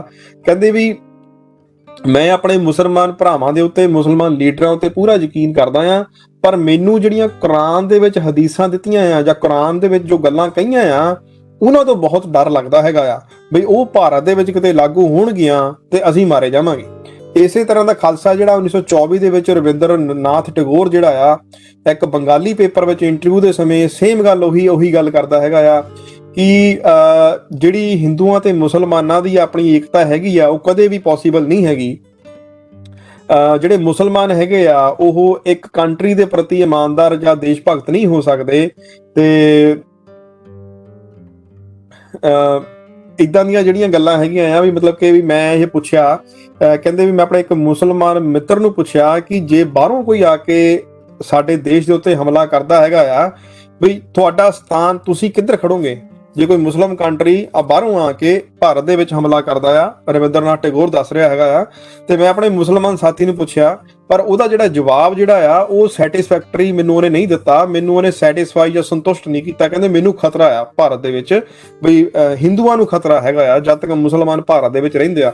ਸੋ ਦੋਨਾਂ ਤਰਫੋਂ ਇਦਾਂ ਦੀਆਂ ਬਿਆਨਬਾਜ਼ੀਆਂ ਮੁਸਲਮਾਨਾਂ ਵੱਲੋਂ ਵੀ ਹਿੰਦੂਆਂ ਵੱਲੋਂ ਵੀ। ਹੁਣ ਆਪਾਂ ਸੈਸ਼ਨ ਜਿਹੜਾ ਆਪਣਾ ਜਿਹੜਾ ਚੈਪਟਰ ਦਾ ਦੂਸਰਾ ਪਾਰਟ ਆ ਇੱਧਰ ਸ਼ੁਰੂ ਕਰਦੇ ਆ। ਬਾਬਾ ਸਾਹਿਬ ਅੱਗੇ ਦੱਸਦੇ ਹੈਗੇ ਆ ਕਿ ਜੇ ਹੁਣ ਆਜ਼ਾਦੀ ਜਿਹੜੀ ਆ, ਜਿਵੇਂ ਦੱਸਿਆ ਵੀ ਆਜ਼ਾਦੀ ਮਿਲ ਤਾਂ ਜਾਊਗੀ, ਕੀ ਉਹਨੂੰ ਬਰਕਰਾਰ ਆਪਾਂ ਰੱਖ ਸਕਦੇ ਆ ਕਿ ਨਹੀਂ ਰੱਖ ਸਕਦੇ, ਇਹ ਆਪਾਂ ਡਿਸਕਸ਼ਨ ਕੀਤੀ ਵੀ ਬਾਅਦ ਦੇ ਵਿੱਚ ਇਹਨਾਂ 'ਚ ਆਪਸੀ ਵਿਵਾਦ ਕਿੱਦਾਂ ਦੇ ਹੋਣੇ। ਹੁਣ ਬਾਬਾ ਸਾਹਿਬ ਸੈਕਿੰਡ ਪਾਰਟ ਵਿੱਚ ਦੱਸਦੇ ਆ ਕਿ ਜੇ ਆਜ਼ਾਦੀ ਜਿਹੜੀ ਆ ਉਹ ਪੋਸੀਬਲ ਨਹੀਂ ਹੈਗੀ, ਨਾ ਮੁਮਕਿਨ ਹੈਗੀ ਆ ਜਾਂ ਮੁਮਕਿਨ ਨਹੀਂ ਹੈਗੀ, ਤਾਂ ਫਿਰ ਆਪਾਂ ਡੋਮੀਨੀਅਨ ਸਟੇਟਸ ਦੇ ਬਾਰੇ ਦੇਖ ਸਕਦੇ ਆ। ਉਹਦੇ ਬਾਰੇ ਆਪਾਂ ਦੇਖਣਾ ਹੈਗਾ ਆ ਵੀ ਭਾਰਤ ਦੇ ਵਿੱਚ ਕੀ ਡੋਮੀਨੀਅਨ ਰਾਜ ਸਥਾਪਿਤ ਹੋ ਸਕਦਾ ਕਿ ਨਹੀਂ ਹੋ ਸਕਦਾ। ਕਹਿੰਦੇ ਇਹ ਜਦੋਂ ਆਪਾਂ ਕਹਿੰਦੇ ਹੈਗੇ ਆ ਕਿ ਜਿਹੜੀ ਭਾਰਤ ਦਾ ਜਿਹੜਾ ਡੈਸਟਨੀ ਹੈਗੀ ਆ ਭਾਰਤ ਦੀ, ਤੇ ਉਹਦੇ ਨਾਲ ਤਕਦੀਰ ਜਿਹੜੀ ਭਾਰਤ ਦੀ ਆਉਣ ਵਾਲੀ ਤਕਦੀਰ ਹੈਗੀ ਆ, ਇਹ ਵੀ ਡੋਮੀਨੀਅਨ ਸਟੇਟਸ ਦੀ, ਇਹਦੇ ਨਾਲ ਕਿੰਨੇ ਲੋਕ ਸੈਟੀਸਫਾਈ ਹੋਣਗੇ। ਇਹਦੇ ਨਾਲ ਬਾਬਾ ਸਾਹਿਬ ਦੱਸਦੇ ਹੈਗੇ ਆ ਕਿ ਮੈਨੂੰ ਇਸ ਗੱਲ ਦਾ ਪੱਕਾ ਪਤਾ ਹੈਗਾ ਆ ਵੀ ਮੁਸਲਮਾਨ ਜਿਹੜੇ ਹੈਗੇ ਆ ਉਹ ਡੋਮੀਨੀਅਨ ਸਟੇਟਸ ਦੀ ਮੰਗ ਨਹੀਂ ਕਰਦੇ, ਜਿਹੜੇ ਹਿੰਦੂ ਹੈਗੇ ਆ ਉਹ ਇਸ ਸਟੇਟਸ ਦੀ ਮੰਗ ਕਰਦੇ ਹੈਗੇ ਆ। ਕਹਿੰਦੇ ਹੁਣ ਕਈਆਂ ਦੇ ਕੰਨਾਂ ਦੇ ਉੱਤੇ ਖਾਜ ਹੋਣ ਲੱਗ ਜਾਣੀਆਂ, ਖਾਸ ਕਰਕੇ ਭਾਰਤੀਆਂ ਦੇ, ਖਾਸ ਕਰਕੇ ਜਿਹੜੇ ਗੋਰੇ ਲੋਕ ਹੈਗੇ ਆ, ਕਿਉਂਕਿ ਕਾਂਗਰਸ ਜਿਹੜੀ ਆ ਉਹ ਬਹੁਤ ਜ਼ੋਰ ਸ਼ੋਰ ਦੇ ਤਰੀਕੇ ਦੇ ਨਾਲ ਲੋਕਾਂ ਨੂੰ ਗੁੰਮਰਾਹ ਕਰਕੇ ਆਜ਼ਾਦੀ ਦੀਆਂ ਦੁਹਾਈਆਂ ਪਾ ਰਹੀ ਆ, ਸਾਨੂੰ ਆਜ਼ਾਦੀ ਚਾਹੀਦੀ ਆ, ਆਜ਼ਾਦੀ ਚਾਹੀਦੀ ਆ। ਤੇ ਪਰ ਲੋਕਾਂ ਦੇ ਅੰਦਰ ਇਹ ਵਹਿਮ ਹੈਗਾ ਆ ਵੀ ਕਾਂਗਰਸ ਨੂੰ ਆਜ਼ਾਦੀ ਚਾਹੀਦੀ ਆ ਤੇ ਮੁਸਲਮਾਨ ਜਿਹੜੇ ਆ ਉਹ ਡੋਮੀਨੀਅਨ ਸਟੇਟਸ ਦੀ ਮੰਗ ਕਰਦੇ ਹੈਗੇ ਆ। ਕਹਿੰਦੇ ਵੀ ਜਿਹੜਾ ਬੰਦਾ ਰਾਉਂਡ ਟੇਬਲ ਕਾਨਫਰੰਸ ਦੇ ਵਿੱਚ ਹੋਊਗਾ, ਤੁਸੀਂ ਦੇਖੋਗੇ ਕਿ ਕਿੱਦਾਂ ਕਾਂਗਰਸੀਆਂ ਨੇ ਉੱਥੇ ਇੰਡੀਪੈਂਡੈਂਸ ਦੀ ਮੰਗ ਕੀਤੀ ਜਾਂ ਕਾਂਗਰਸ ਨੇ ਕਿੱਦਾਂ ਜ਼ੋਰ ਪਾਇਆ ਕਿ ਸਾਨੂੰ ਆਜ਼ਾਦੀ ਚਾਹੀਦੀ ਹੈਗੀ ਆ। ਜਿਹੜੇ ਗੋਰੇ ਲੋਕ ਹੈਗੇ ਆ ਉਹਨਾਂ ਦੇ ਅੰਦਰ ਇਹ ਭਾਵਨਾ ਜਾਂ ਧਾਰਨਾ ਬਣੀ ਹੋਈ ਹੈਗੀ ਆ ਕਿ ਜਿਹੜੇ ਹਿੰਦੂ ਹੈਗੇ ਆ ਉਹ ਗੋਰੀ ਸਰਕਾਰ ਦੇ ਦੁਸ਼ਮਣ ਆ। ਜਿਹੜੇ ਗੋਰੇ ਹੈਗੇ ਆ ਉਹ ਜਿਹੜੇ ਹਿੰਦੂ ਇਹ ਸੋਚਦੇ ਆ ਕਿ ਗੋਰੀ ਸਰਕਾਰ ਸਾਡੀ ਦੁਸ਼ਮਣ ਆ, ਭਲਾ ਭਾਵਾਂ ਕਿ ਮੁਸਲਮਾਨ ਜਿਹੜੇ ਆ ਉਹ ਇਹ ਸੋਚਦੇ ਆ ਕਿ ਗੋਰੀ ਸਰਕਾਰ ਸਾਡੀ ਫਰੈਂਡ ਆ, ਕਿਉਂਕਿ ਜਿਹੜੇ ਹਿੰਦੂ ਆ ਉਹ ਆਜ਼ਾਦੀ ਦੀ ਮੰਗ ਕਰਦੇ ਹੈਗੇ ਆ। ਬਾਬਾ ਸਾਹਿਬ ਕਹਿੰਦੇ ਵੀ ਇਹ ਕਾਂਗਰਸ ਦਾ ਨਿਹਰਾ ਪ੍ਰੋਪੇਗੰਡਾ ਹੈਗਾ ਆ। ਕਹਿੰਦੇ ਇਹਦੇ ਵਿੱਚ ਕੋਈ ਡਾਊਟ ਨਹੀਂ ਹੈਗਾ, ਇਹਦੇ ਵਿੱਚ ਕੋਈ ਸ਼ੱਕ ਨਹੀਂ ਹੈਗਾ ਕਿ ਜਿਹੜੇ ਹਿੰਦੂ ਹੈਗੇ ਆ ਉਹ ਡੋਮੀਨੀਅਨ ਸਟੇਟਸ ਦੀ ਮੰਗ ਕਰਦੇ ਆ ਤੇ ਮੁਸਲਮਾਨ ਜਿਹੜੇ ਆ ਉਹ ਆਜ਼ਾਦ ਚਾਹੁੰਦੇ ਆ, ਆਪਣੇ ਆਪ ਨੂੰ ਆਜ਼ਾਦੀ, ਪੂਰਨ ਆਜ਼ਾਦੀ ਚਾਹੁੰਦੇ ਆ। ਕਹਿੰਦੇ ਜੇ ਪ੍ਰੂਫ ਦੀ ਮੰਗ ਕਰਦੇ ਆ, ਸਾਡੇ ਕੋਲ ਬਹੁਤ ਸਾਰੇ ਪ੍ਰੂਫ ਹੈਗੇ ਆ। ਹੁਣ ਬਾਬਾ ਸਾਹਿਬ ਅੱਗੇ ਦੱਸਦੇ ਹੈਗੇ ਆ ਕਿ ਜਿਹੜੀ ਇੰਡੀਪੈਂਡੈਂਸ ਜਿਹੜੀ ਆਜ਼ਾਦੀ ਦੀ ਜਿਹੜੀ ਗੁਹਾਰ ਹੈਗੀ ਆ, ਪਹਿਲੀ ਵਾਰੀ ਉਹ ਜਿਹੜੀ ਲਾਈ ਗਈ ਹੈਗੀ 1921 ਦੇ ਵਿੱਚ। ਕਹਿੰਦੇ ਉਹ ਸਾਲ ਦੇ ਵਿੱਚ ਇੰਡੀਅਨ ਨੈਸ਼ਨਲ ਕਾਂਗਰਸ ਤੇ ਆਲ ਇੰਡੀਆ ਖਿਲਾਫਤ ਕਾਂਗਰਸ ਅਤੇ ਆਲ ਇੰਡੀਆ ਮੁਸਲਿਮ ਲੀਗ, ਇਹਨਾਂ ਦੇ ਕਹਿੰਦੇ ਸੈਸ਼ਨ ਹੋਏ ਸੀ ਸਿਟੀ ਆਫ ਅਹਿਮਦਾਬਾਦ ਦੇ ਵਿੱਚ। ਇਹਨਾਂ ਸਾਰਿਆਂ ਨੇ ਇੱਕ ਰੈਜ਼ੋਲੂਸ਼ਨ, ਇੱਕ ਮਤਾ ਪਾਸ ਕੀਤਾ ਕਿ ਸਾਨੂੰ ਪੂਰਨ ਆਜ਼ਾਦੀ ਚਾਹੀਦੀ ਆ। ਉਸ ਵੇਲੇ ਬਾਬਾ ਸਾਹਿਬ ਦੱਸਿਆ ਗਿਆ, ਕਹਿੰਦੇ ਵੀ ਜਿਹੜਾ ਉਸ ਵੇਲੇ ਕਾਂਗਰਸ ਦਾ ਪ੍ਰਧਾਨ ਸੀਗਾ ਹਾਕਿਮ ਅਜਮਲ ਖਾਨ, ਜਿਹੜਾ ਕਿ CR ਦਾਸ ਦੇ ਵੱਲੋਂ, ਜਿਹੜਾ ਕਿ CR ਦਾਸ ਜਿਹੜਾ ਦੋਹਰੀ ਵਾਰ ਇਲੈਕਟ ਹੋਇਆ ਸੀਗਾ, ਜਿਹੜਾ ਗਵਰਨਮੈਂਟ ਵੱਲੋਂ ਅਰੈਸਟ ਕਰ ਲਿਆ ਗਿਆ ਸੀ, ਉਹਦੀ ਗੈਰ ਹਾਜ਼ਰੀ ਦੇ ਵਿੱਚ ਪ੍ਰਧਾਨਗੀ ਮੰਡਲ ਨੂੰ ਕੰਟਰੋਲ ਜਾਂ ਉਹਨਾਂ ਦਾ ਪ੍ਰਤੀਨਿਧ ਕਰ ਰਿਹਾ ਸੀਗਾ। ਉਹਦੇ ਵਿੱਚ ਕਹਿੰਦੇ ਉਹਨਾਂ ਨੇ ਬਿਆਨਬਾਜ਼ੀ ਕੀਤੀ। ਕਹਿੰਦੇ ਉਹਦੇ ਵਿੱਚ ਉਸ ਸੈਸ਼ਨ ਦੇ ਵਿੱਚ ਜਿਹੜਾ ਮੌਲਾਨਾ ਹਸਰਤ ਮੋਹਾਨੀ ਸੀਗਾ, ਉੱਥੇ ਰੈਜ਼ੋਲੂਸ਼ਨ ਪਾਸ ਹੋਈ। ਉਹਨਾਂ ਨੇ ਜਿਹੜਾ ਆਪਣਾ ਮਤ ਹੈਗਾ ਕਾਂਗਰਸ ਦਾ, ਉਹਨੂੰ ਬਦਲਿਆ। ਉਹ ਮਤ ਕੀ ਸੀਗਾ ਦੱਸਦੇ ਹੈਗੇ ਆ ਕਿ ਉਹ ਰੈਜ਼ੋਲੂਸ਼ਨ ਜਿਹੜੀ ਪਾਸ ਕੀਤੀ ਗਈ ਸੀ, ਉਹ ਇਸ ਤਰੀਕੇ ਨਾਲ ਪਾਸ ਕੀਤੀ ਗਈ ਸੀਗੀ ਵੀ ਜਿਹੜੀ ਕਾਂਗਰਸ ਹੈਗੀ ਆ, ਉਹਦਾ ਮਤ ਜਿਹੜਾ ਆ ਉਹ ਪੂਰਨ ਸਵਰਾਜ ਦਾ ਆ, ਕੰਪਲੀਟ ਇੰਡੀਪੈਂਡੈਂਸ ਦਾ ਆ, ਤੇ ਸਾਨੂੰ ਕੋਈ ਵੀ ਬਾਹਰੋਂ ਜਿਹੜਾ ਆ ਵਿਦੇਸ਼ੀ ਕੋਈ ਵੀ ਤਾਕਤ ਜਿਹੜੀ ਆ ਕਾਨੂੰਨੀ ਤੌਰ ਦੇ ਉੱਤੇ ਜਾਂ ਸਾਡੀ ਸ਼ਾਂਤੀ ਦੇ ਵਿੱਚ ਕੋਈ ਵੀ ਕਿਸੇ ਤਰ੍ਹਾਂ ਦਾ ਵੀ ਜਿਹੜਾ ਆ ਇੰਟਰਫੇਰੈਂਸ ਸਾਨੂੰ ਨਹੀਂ ਹੋਣਾ ਚਾਹੀਦਾ। ਸਾਨੂੰ ਇਹਨਾਂ ਚੀਜ਼ਾਂ ਦੀ ਆਜ਼ਾਦੀ ਹੋਣੀ ਚਾਹੀਦੀ ਹੈ। ਕਹਿੰਦੇ ਉੱਥੇ ਜਦੋਂ ਇਹ ਚੀਜ਼ ਪਾਸ ਕੀਤੀ ਗਈ, ਕਹਿੰਦੇ ਉਸ ਤੋਂ ਬਾਅਦ ਕੁਛ ਆ ਕੇ ਨੇਤਾ ਬੋਲੇ ਹੈਗੇ ਆ ਤੇ ਗਾਂਧੀ ਆਇਆ ਉੱਥੇ। ਗਾਂਧੀ ਨੇ ਆ ਕੇ ਇੱਕ ਇਹ ਰੈਜ਼ੋਲੂਸ਼ਨ ਦਾ ਵਿਰੋਧ ਕਰਨਾ ਸ਼ੁਰੂ ਕੀਤਾ। ਗਾਂਧੀ ਨੇ ਆ ਕੇ ਇਹ ਰੈਜ਼ੋਲੂਸ਼ਨ ਦਾ ਜਦੋਂ ਵਿਰੋਧ ਸ਼ੁਰੂ ਕੀਤਾ, ਕਹਿੰਦਾ ਉਹਨੇ ਆ ਕੇ ਦੱਸਿਆ ਕਿ ਹੱਲੇ ਸਾਡੇ ਵਿੱਚ ਏਕਤਾ ਨਹੀਂ ਹੈ, ਭਾਰਤ ਦੇ ਵਿੱਚ ਇੱਕ ਏਕਤਾ ਦਾ ਮਾਹੌਲ ਪਾਉਣਾ ਬਹੁਤ ਜ਼ਰੂਰੀ ਆ, ਵੀ ਇਹ ਰੈਜ਼ੋਲੂਸ਼ਨ ਜਿਹੜੀ ਆ ਇਹ ਸਹੀ ਨਹੀਂ ਹੈ ਜੇ। ਕਹਿੰਦੇ ਵੀ ਸਾਨੂੰ ਇਹ ਦੇਖਣਾ ਪੈਣਾ ਹੈਗਾ ਆ, ਸਾਨੂੰ ਇੱਕ ਸਾਰੀ ਤਾਕਤ ਇਕੱਠੀ ਕਰਨੀ ਚਾਹੀਦੀ ਪਹਿਲਾਂ, ਤੇ ਸਾਨੂੰ ਆਪਣੀਆਂ ਗਹਿਰਾਈਆਂ ਨੂੰ ਮਾਪਣਾ ਚਾਹੀਦਾ ਆ। ਕਹਿੰਦੇ ਸਾਨੂੰ ਉਸ ਪਾਣੀ ਦੇ ਵਿੱਚ ਨਹੀਂ ਉਤਰਨਾ ਚਾਹੀਦਾ ਜਿਹਦੀ ਡੂੰਘਾਈ ਦਾ ਸਾਨੂੰ ਪਤਾ ਨਾ ਹੋਵੇ। ਤੇ ਅੱਗੇ ਦੱਸਦੇ ਹੈਗੇ ਆ ਕਿ ਜਿਹੜੀ ਇਹ ਹਸਰਤ ਮੋਹਾਨੀ ਦੀ ਜਿਹੜੀ ਰੈਜ਼ੋਲੂਸ਼ਨ ਹੈਗੀ ਆ ਵੀ ਸਾਨੂੰ ਕੰਪਲੀਟ ਆਜ਼ਾਦੀ ਚਾਹੀਦੀ ਆ, ਪੂਰਨ ਸਾਨੂੰ ਆਜ਼ਾਦੀ ਚਾਹੀਦੀ ਆ, ਇਹ ਸਾਨੂੰ ਉਸ ਪਾਣੀਆਂ ਵਿੱਚ ਡੁਬੋ ਦੇਵੇਗੀ। ਇਸ ਗੱਲ ਦੀ ਮੰਗ ਕਰਦਾ ਬਈ ਇਹ ਜਿਹੜੀ ਰੈਜ਼ੋਲੂਸ਼ਨ ਪਾਸ ਕੀਤੀ ਗਈ ਹੈਗੀ ਆ ਬਈ ਇਹਨੂੰ ਰਿਜੈਕਟ ਕੀਤਾ ਜਾਵੇ। ਤੇ ਕਹਿੰਦੇ ਉੱਥੇ ਫਿਰ VOTING ਹੁੰਦੀ ਆ ਤੇ ਰੈਜ਼ੋਲੂਸ਼ਨ ਜਿਹੜੀ ਆ ਰਿਜੈਕਟ ਕਰ ਦਿੱਤੀ ਜਾਂਦੀ ਆ। ਉਸ ਤੋਂ ਬਾਅਦ ਜਿਹੜੀ ਆਲ ਇੰਡੀਆ ਖਿਲਾਫਤ ਕਾਨਫਰੰਸ ਹੁੰਦੀ ਆ, ਉਹਦੇ ਵਿੱਚ ਵੀ ਕਹਿੰਦੇ ਵੀ ਇਦਾਂ ਹੀ ਇੱਕ ਪ੍ਰਧਾਨਗੀ ਜਿਹੜੀ ਹਾਕਮ ਅਜਮਲ ਖਾਨ ਦੇ ਵੱਲੋਂ ਜਿਹੜੀ ਪ੍ਰਧਾਨਗੀ ਉਹਦੇ ਸੈਸ਼ਨ ਦੀ ਪ੍ਰਧਾਨਗੀ ਕੀਤੀ ਜਾਂਦੀ ਆ। ਉਹਦੇ ਵਿੱਚ ਇੱਕ ਰੈਜ਼ੋਲੂਸ਼ਨ ਪਾਸ ਕੀਤੀ ਜਾਂਦੀ ਆ। ਰੈਜ਼ੋਲੂਸ਼ਨ ਕੀ ਹੁੰਦੀ ਆ? ਪੂਰਨ ਆਜ਼ਾਦੀ ਦੀ ਮੁਸਲਮਾਨਾਂ ਦੇ ਵੱਲੋਂ। ਤੇ ਇਹਦੇ ਵਿੱਚ ਇਸ ਤੋਂ ਬਾਅਦ ਜਿਹੜਾ ਪ੍ਰੈਜ਼ੀਡੈਂਟ ਜਿਹੜਾ ਮੌਲਾਨਾ ਹਸਰਤ ਮੋਹਾਨੀ ਹੁੰਦਾ ਆ, ਆਲ ਇੰਡੀਆ ਮੁਸਲਿਮ ਲੀਗ ਦਾ ਪ੍ਰੈਜ਼ੀਡੈਂਟ ਜਿਹੜਾ ਹੁੰਦਾ ਆ, ਉਹ ਵੀ ਰੈਜ਼ੋਲੂਸ਼ਨ ਪਾਸ ਕਰਦਾ ਆ। ਉਹ ਗਾਂਧੀ ਦੀ ਸਪੋਰਟ ਕਰਦਾ, ਕਾਂਗਰਸ ਦੀ ਸਪੋਰਟ ਕਰਦਾ ਆ। ਤੇ ਮਿਸਟਰ ਆਜ਼ਾਦ ਸੁਭਾਨੀ ਜਿਹੜਾ ਹੁੰਦਾ ਆ ਉਹ ਸਪੋਰਟ ਕਰਦਾ ਹੈ ਕਿ ਸਾਨੂੰ ਜਿਹੜਾ ਬ੍ਰਿਟਿਸ਼ ਸਾਮਰਾਜਵਾਦ ਤੋਂ ਸਾਨੂੰ ਆਜ਼ਾਦੀ ਚਾਹੀਦੀ ਆ। ਤੇ ਨਾਲ ਦੀ ਨਾਲ ਜਿਹੜਾ ਰਾਜਾ ਅਲੀ ਕਹਿੰਦਾ ਹੁੰਦਾ, ਆਪਣਾ ਕਮਾਂਡਰ ਇਨ ਚੀਫ, ਕਹਿੰਦਾ ਵੀ ਜੇ ਭਾਰਤ ਦੇ ਵਿੱਚੋਂ ਜਿਹੜੇ ਗੋਰੇ ਚਲੇ ਜਾਣਗੇ, ਵੀ ਜਿਹੜਾ ਰਾਜਾ ਅਲੀ ਪ੍ਰਪੋਜ਼ ਕਰਦਾ ਆਪਣਾ ਨਾਮ ਵੀ ਮੈਂ ਕਮਾਂਡਰ ਇਨ ਚੀਫ ਬਣੂਗਾ। ਇਸ ਤਰੀਕੇ ਨਾਲ ਤੁਸੀਂ ਦੇਖੋਗੇ ਕਿ ਕਾਂਗਰਸ ਦੇ ਕੁਝ ਜਿਹੜੇ ਮੁਸਲਮਾਨ ਸੀਗੇ ਉਹ ਕਹਿ ਰਹੇ ਸੀ ਸਾਨੂੰ ਇੰਡੀਪੈਂਡੈਂਸ ਬੇਸਿਕਲੀ ਚਾਹੀਦੀ ਆ, ਤੇ ਪਰ ਜਿਹੜੇ ਹਿੰਦੂ ਸੀਗੇ ਗਾਂਧੀ ਵਰਗੇ, ਉਹ ਡੋਮੀਨੀਅਨ ਸਟੇਟਸ ਚਾਹੁੰਦੇ ਸੀਗੇ। ਤੇ ਭਾਰਤ ਦੇ ਵਿੱਚ ਮਾਹੌਲ ਇਸ ਤਰੀਕੇ ਦਾ ਬਣਾਇਆ ਸੀਗਾ ਕਿ ਕਾਂਗਰਸ ਜਿਹੜੀ ਆ ਆਜ਼ਾਦੀ ਚਾਹੁੰਦੀ ਆ, ਹਾਲਾਂਕਿ ਉਹ ਡੋਮੀਨੀਅਨ ਸਟੇਟਸ ਚਾਹੁੰਦੀ ਸੀ ਕਾਂਗਰਸ। ਸੋ ਬਾਬਾ ਸਾਹਿਬ ਅੱਗੇ ਦੱਸਦੇ ਹੈਗੇ ਆ ਕਿ 23 ਕੋਕੋਨਾਡਾ ਦੇ ਵਿੱਚ ਕਾਂਗਰਸ ਸੈਸ਼ਨ ਦੇ ਵਿੱਚ ਆਜ਼ਾਦੀ ਦਾ ਫਿਰ ਉਹ ਚੱਕਿਆ ਗਿਆ, ਇੱਕ ਸਵਾਲ ਚੱਕਿਆ ਗਿਆ, ਪਰ ਉਹਦਾ ਕੋਈ ਵੀ ਸਾਨੂੰ ਸਕਸੈਸ ਨਹੀਂ ਮਿਲੀ ਉਹਦੀ। 1924 ਦੇ ਵਿੱਚ ਗਾਂਧੀ ਪ੍ਰਧਾਨਗੀ ਕਰਦਾ ਇੱਕ ਬੈਲਗਾਉਂ ਦੇ ਵਿੱਚ। ਉਹਦੇ ਵਿੱਚ ਕੀ ਕਹਿੰਦਾ ਹੈਗਾ ਆ ਕਿ ਸਾਨੂੰ ਦੇ ਹੁੰਦੇ ਹੋਏ ਜੇ ਅਸੀਂ ਇਮਾਨਦਾਰੀ ਜੇ ਸਾਡੀ ਇਮਾਨਦਾਰੀ ਗੋਰੀ ਸਰਕਾਰ ਦੇ ਦੌਰਾਨ ਜੇ ਇਮਾਨਦਾਰੀ ਦੇ ਨਾਲ ਅਸੀਂ ਬਰਾਬਰਤਾ ਕਾਇਮ ਕਰ ਲੈਨੇ ਆ, ਉਹ ਇੱਕ ਆਜ਼ਾਦੀ ਦੇ ਬਰਾਬਰ ਹੀ ਹੈ। ਉਹ ਸਾਨੂੰ ਬ੍ਰਿਟਿਸ਼ ਸਰਕਾਰ ਦੇ ਨਾਲੋਂ ਅੱਡ ਹੋਣਾ ਜ਼ਰੂਰੀ ਨਹੀਂ ਹੋਣਾ ਚਾਹੀਦਾ। ਅਸੀਂ ਮਤਲਬ ਕਿ ਗੋਰੀ ਸਰਕਾਰ ਦੇ ਨਾਲ ਹੁੰਦੇ ਹੋਏ ਅਸੀਂ ਇੱਕ ਜਿਹੜਾ ਆ ਆਪਣਾ ਸਵਰਾਜ ਸਥਾਪਿਤ ਕਰ ਸਕਦੇ ਆ, ਉਹ ਸਵਰਾਜ ਨਾਲੋਂ ਘੱਟ ਨਹੀਂ, ਮਤਲਬ ਡੋਮੀਨੀਅਨ ਸਟੇਟਸ ਦੀ ਉਹ ਮੰਗ ਕਰਦਾ ਗਾਂਧੀ। ਤੇ ਅੱਗੇ ਬਾਬਾ ਸਾਹਿਬ ਦੱਸਦੇ ਹੈਗੇ ਆ ਕਿ 1925 ਦੇ ਵਿੱਚ CR ਦਾਸ ਜਿਹੜਾ ਹੁੰਦਾ ਆ ਉਹ ਇਸੇ ਆਈਡੀਏ ਦੀ ਸਪੋਰਟ ਕਰਦਾ ਹੈਗਾ ਆ।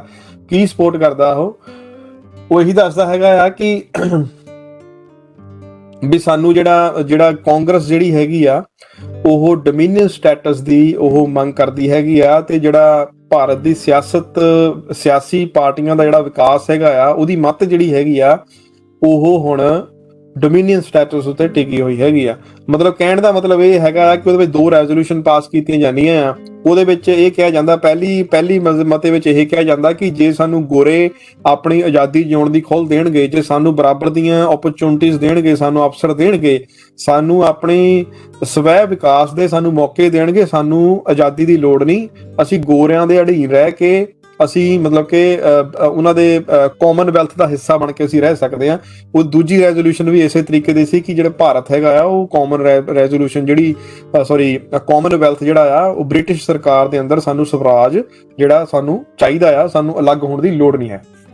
ਕਹਿੰਦੇ ਉਸ ਕਾਨਫਰੰਸ ਦੇ ਵਿੱਚ ਗਾਂਧੀ ਵੀ ਬੈਠਾ ਸੀ, ਉਹਨੇ ਇੱਕ ਵੀ ਸ਼ਬਦ ਨਹੀਂ ਕਿਹਾ। ਇੱਥੋਂ ਇਹ ਪ੍ਰੂਵ ਹੁੰਦਾ ਹੈਗਾ ਆ ਕਿ ਜਿਹੜਾ ਗਾਂਧੀ ਹੈਗਾ ਆ ਉਹ ਕੰਪਲੀਟ ਇੰਡੀਪੈਂਡੈਂਸ ਦੀ ਮੰਗ ਨਹੀਂ ਕਰਦਾ, ਕੰਪਲੀਟ ਆਜ਼ਾਦੀ ਦੀ, ਪੂਰਨ ਆਜ਼ਾਦੀ ਦੀ ਮੰਗ ਨਹੀਂ ਕਰਦਾ, ਭਾਵੇਂ ਕਿ ਇੱਕ ਹਊਆ ਬਣਾਇਆ ਗਿਆ ਕਾਂਗਰਸ ਵੱਲੋਂ, ਪਰ ਉਹ ਇੱਕ ਡੋਮੀਨੀਅਨ ਸਟੇਟਸ ਦੀ ਮੰਗ ਕਰਦੇ ਸੀਗੇ।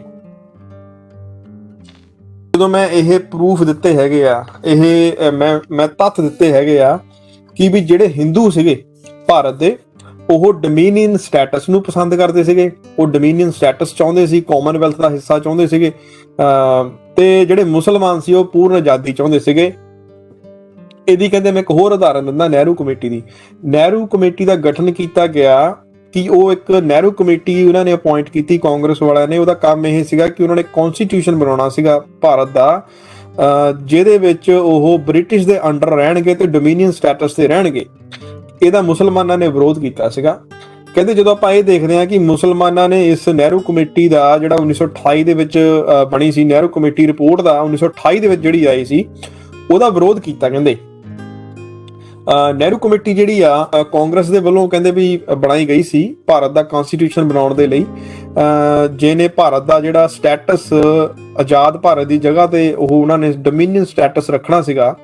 ਤੇ ਕਹਿੰਦੇ ਬਹੁਤ ਸਿੱਖਿਆਦਾਇਕ ਹੈਗਾ ਆ ਕਿ ਮੁਸਲਮਾਨਾਂ ਨੇ ਇਸ ਜਿਹੜਾ ਇਹ ਨਹਿਰੂ ਦੀ ਰਿਪੋਰਟ ਹੈ ਉਹਦਾ ਬਹੁਤ ਜ਼ਿਆਦਾ ਵਿਰੋਧ ਕੀਤਾ।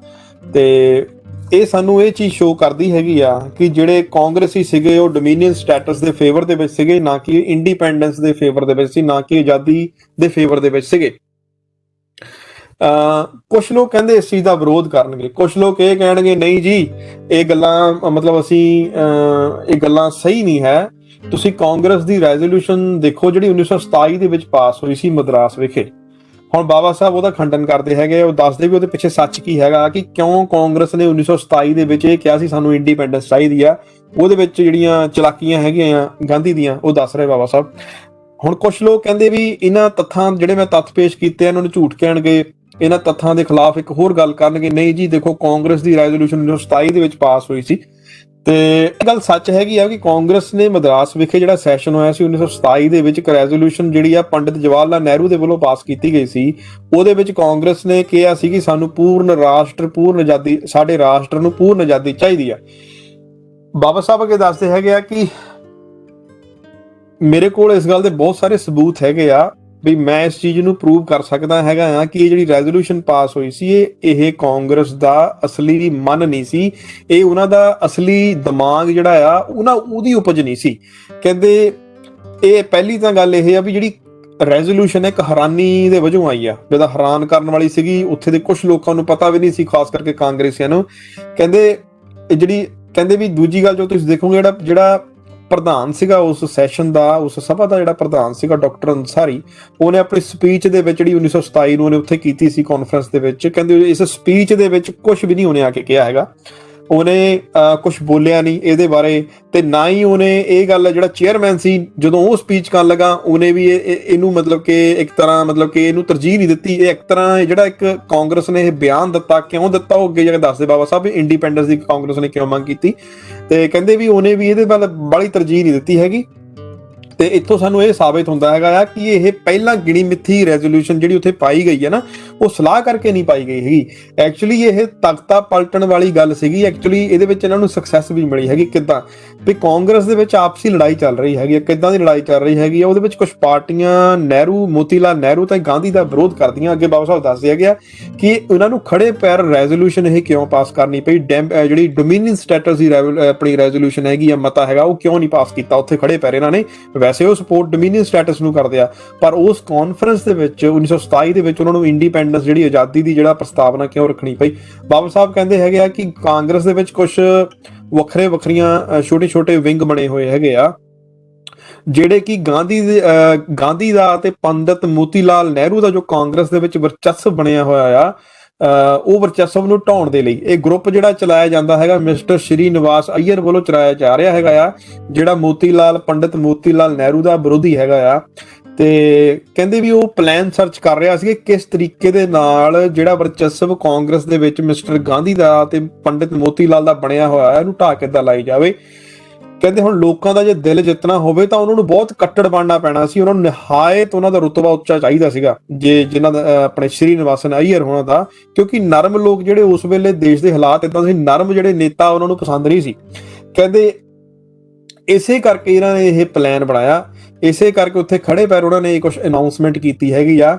ਉਹਨਾਂ ਨੇ ਕੀ ਕੀਤਾ, ਉਹਨਾਂ ਨੇ ਡੋਮੀਨੀਅਨ ਸਟੇਟਸ ਤੋਂ ਜਿਹੜਾ ਗਾਂਧੀ ਤੇ ਪੰਡਿਤ ਮੋਤੀ ਲਾਲ ਨਹਿਰੂ ਦਾ ਜਿਹੜਾ ਮਤਾ ਸੀਗਾ, ਡੋਮੀਨੀਅਨ ਸਟੇਟਸ ਆ, ਉਹ ਤੋਂ ਉਲਟ ਹੋ ਕੇ ਉਹਨਾਂ ਨੇ ਉੱਥੇ ਜਾ ਕੇ ਕਾਂਗਰਸ ਦਾ ਜਿਹੜਾ ਮਤ ਹੈਗਾ ਆ, ਇਹ ਦੱਸਿਆ ਕਿ ਹੁਣ ਸਾਡਾ ਮਤ ਜਿਹੜਾ ਆ ਆਜ਼ਾਦੀ ਹੈਗੀ ਆ।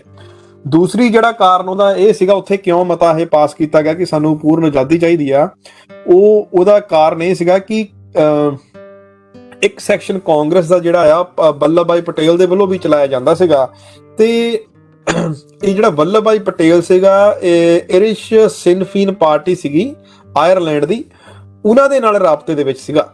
ਤੇ ਕਾਂਗਰਸ ਜਿਹੜਾ ਵੱਲਭ ਭਾਈ ਪਟੇਲ ਸੀ, ਉਹਨਾਂ ਦੀ ਹੈਲਪ ਵੀ ਮੰਗਦਾ ਸੀਗਾ, ਉਹਨਾਂ ਦੇ ਕੋਲੋਂ ਹੈਲਪ ਮੰਗਦਾ ਸੀਗਾ।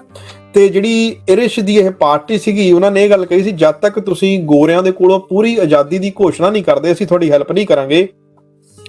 ਇਸ ਦੇ ਲਾਲਚ ਦੇ ਵਿੱਚ ਵੀ ਉੱਥੇ ਇਹ ਮਤਾ ਪਾਇਆ ਗਿਆ ਕਿ ਸਾਨੂੰ ਪੂਰਨ ਆਜ਼ਾਦੀ ਚਾਹੀਦੀ ਆ।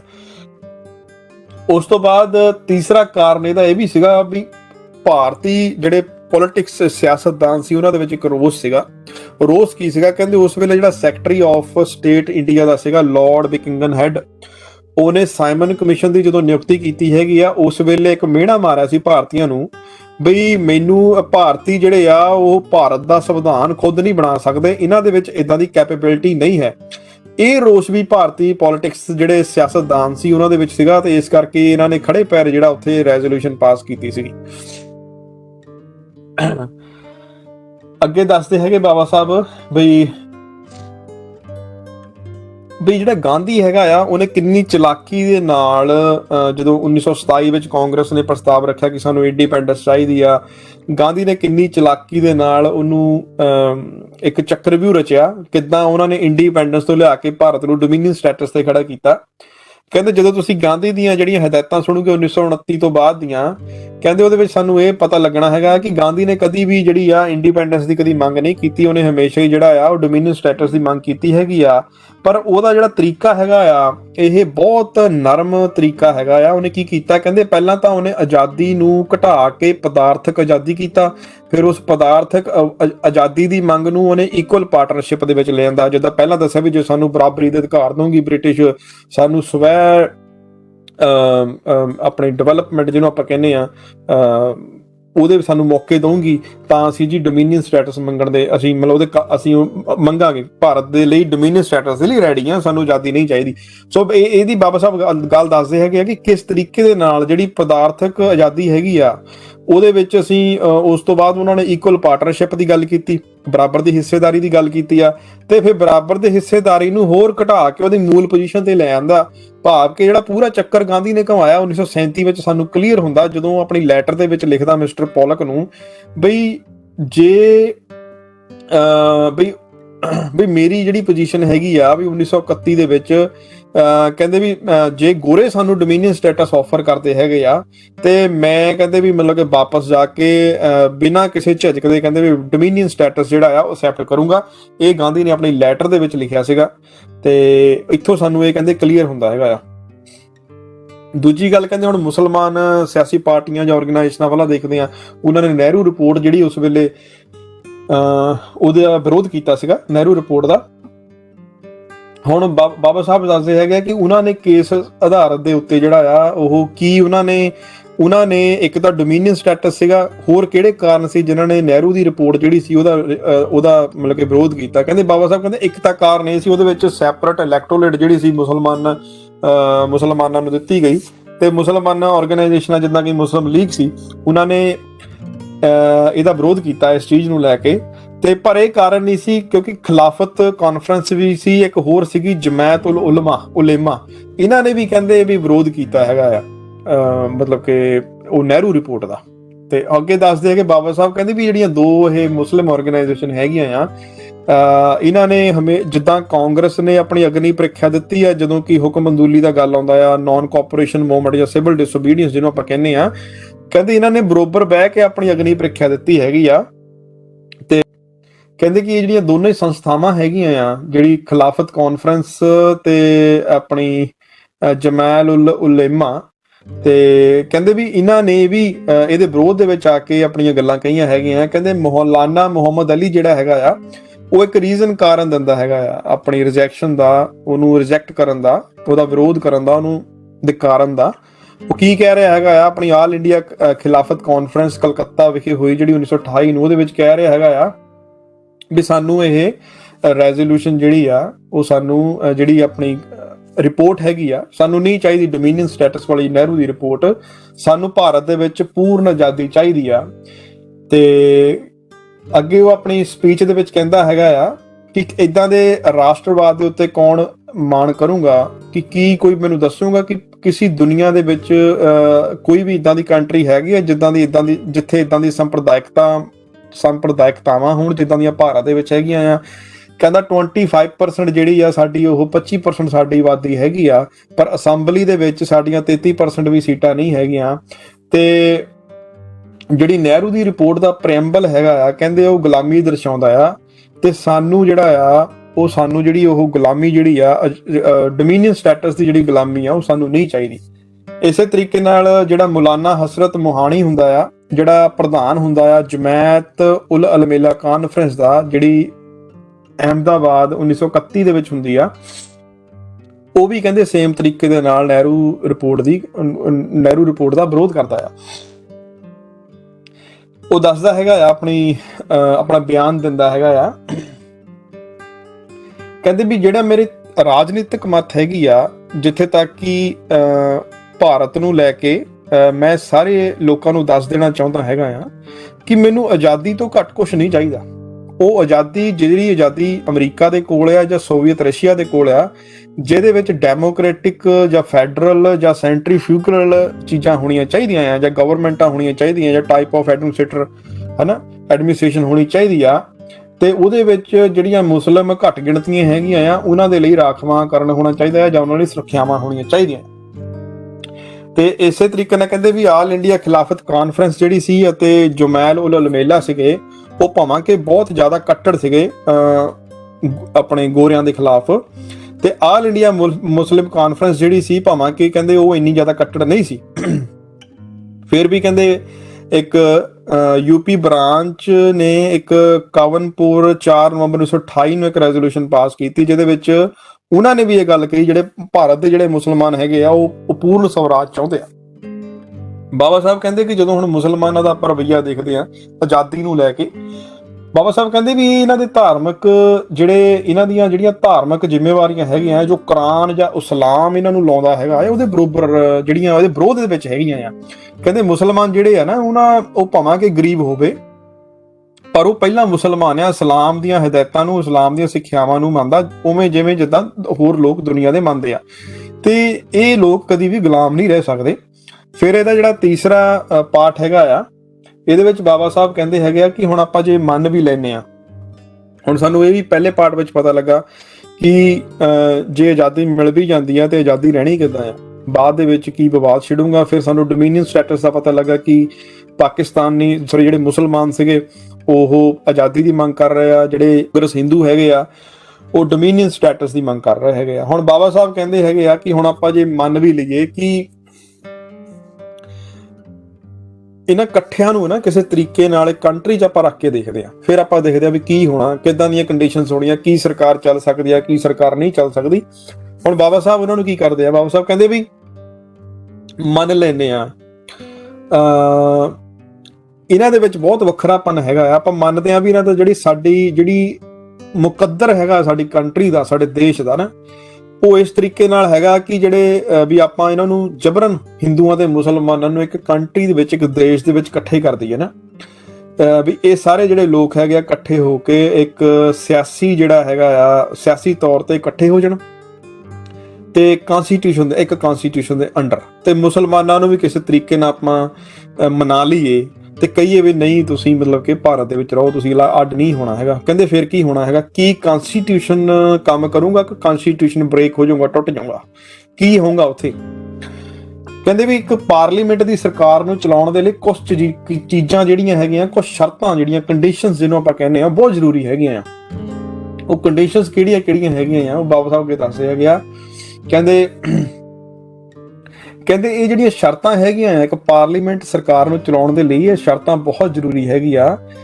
ਕਹਿੰਦੇ ਇਹ ਉਹ ਕੰਡੀਸ਼ਨਸ ਹੈਗੀਆਂ ਜਿਹੜੀਆਂ ਕਿ ਇੱਕ ਜੜ੍ਹਾਂ ਹੈਗੀਆਂ, ਜਦ ਤੱਕ ਇਹ ਨਹੀਂ ਹੈਗੀਆਂ ਤੇ ਪਾਰਲੀਮੈਂਟ ਸਰਕਾਰ ਨਹੀਂ ਚੱਲ ਸਕਦੀ। ਕਹਿੰਦੇ ਉਹਨਾਂ ਵਿੱਚੋਂ ਇੱਕ ਕੰਡੀਸ਼ਨ ਜਿਹੜੀ ਆ, ਲੇਟ ਜਿਹੜਾ ਲਾਰਡ ਬੈਲਫੋਰ ਹੈਗਾ ਆ 1925 ਦੇ ਵਿੱਚ ਅਰਬ ਲੋਕਾਂ ਦੇ ਭਵਿੱਖ, ਸਿਆਸੀ ਭਵਿੱਖ ਦੇ ਬਾਰੇ ਗੱਲਬਾਤ ਕਰਦਾ ਆ ਆਪਣੇ ਭਤੀਜੇ ਦੇ ਨਾਲ, ਜਿਹਦਾ ਨਾਮ ਬਲੈਂਚੀ ਡਗਡੇਲ ਹੁੰਦਾ ਆ। ਕਹਿੰਦੇ ਉਹ ਕੀ ਦੱਸਦਾ ਉਹਦੇ ਵਿੱਚ, ਉਹ ਕਨਵਰਸੇਸ਼ਨ 'ਚ ਉਹਦੇ ਵਿੱਚ ਕਹਿੰਦੇ ਇੱਕ ਪੁਆਇੰਟ ਬੜਾ ਇੰਪੋਰਟੈਂਟ ਆ, ਉਹ ਦੱਸਦਾ ਹੈਗਾ ਆ ਕਿ ਜਿਹੜੀ ਬ੍ਰਿਟਿਸ਼ ਪਾਰਲੀਮੈਂਟ ਸਰਕਾਰ ਹੈਗੀ ਆ ਉਹ ਇਸ ਮਕਸਦ ਦੇ ਨਾਲ ਘੜੀ ਗਈ ਹੈਗੀ ਆ ਕਿ ਉਹ ਹਰ ਹਾਲਾਤ ਦੇ ਵਿੱਚ ਕੰਮ ਕਰਦੀ ਰਹੇ। ਕਹਿੰਦੇ ਜਿਹੜੇ ਲੋਕ ਹੈਗੇ ਆ ਇੰਡੀਆ ਦੇ, ਇਜਿਪਟ ਦੇ, ਇਹ ਸਾਡੇ ਸਿਸਟਮ ਨੂੰ ਪੜ੍ਹਦੇ ਤਾਂ ਹੈਗੇ ਆ, ਇਹਨਾਂ ਸਾਡਾ ਇਤਿਹਾਸ ਪੜ੍ਹਦੇ ਆ, ਇਹ ਸਾਡੀ ਫਿਲਾਸਫੀ ਪੜ੍ਹਦੇ ਆ, ਇਹ ਸਾਡੇ ਸਿਆਸਤ ਕਰਨ ਦੇ ਤਰੀਕੇ ਪੜ੍ਹਦੇ ਆ। ਕਹਿੰਦੇ ਇਹਨਾਂ ਨੇ ਇਹ ਵੀ ਸਿੱਖ ਲਿਆ ਕਿ ਪਾਰਲੀਮੈਂਟ ਜਿਹੜੇ ਤਰੀਕੇ ਹੈਗੇ ਆ ਜਾਂ ਪਾਰਲੀਮੈਂਟਰੀ ਜਿਹੜੇ ਤਰੀਕੇ ਹੈਗੇ ਆ ਉਹਨਾਂ ਦੇ ਵਿੱਚ ਕਿਸ ਤਰੀਕੇ ਦੀਆਂ ਰੁਕਾਵਟਾਂ ਹੋ ਸਕਦੀਆਂ ਆ।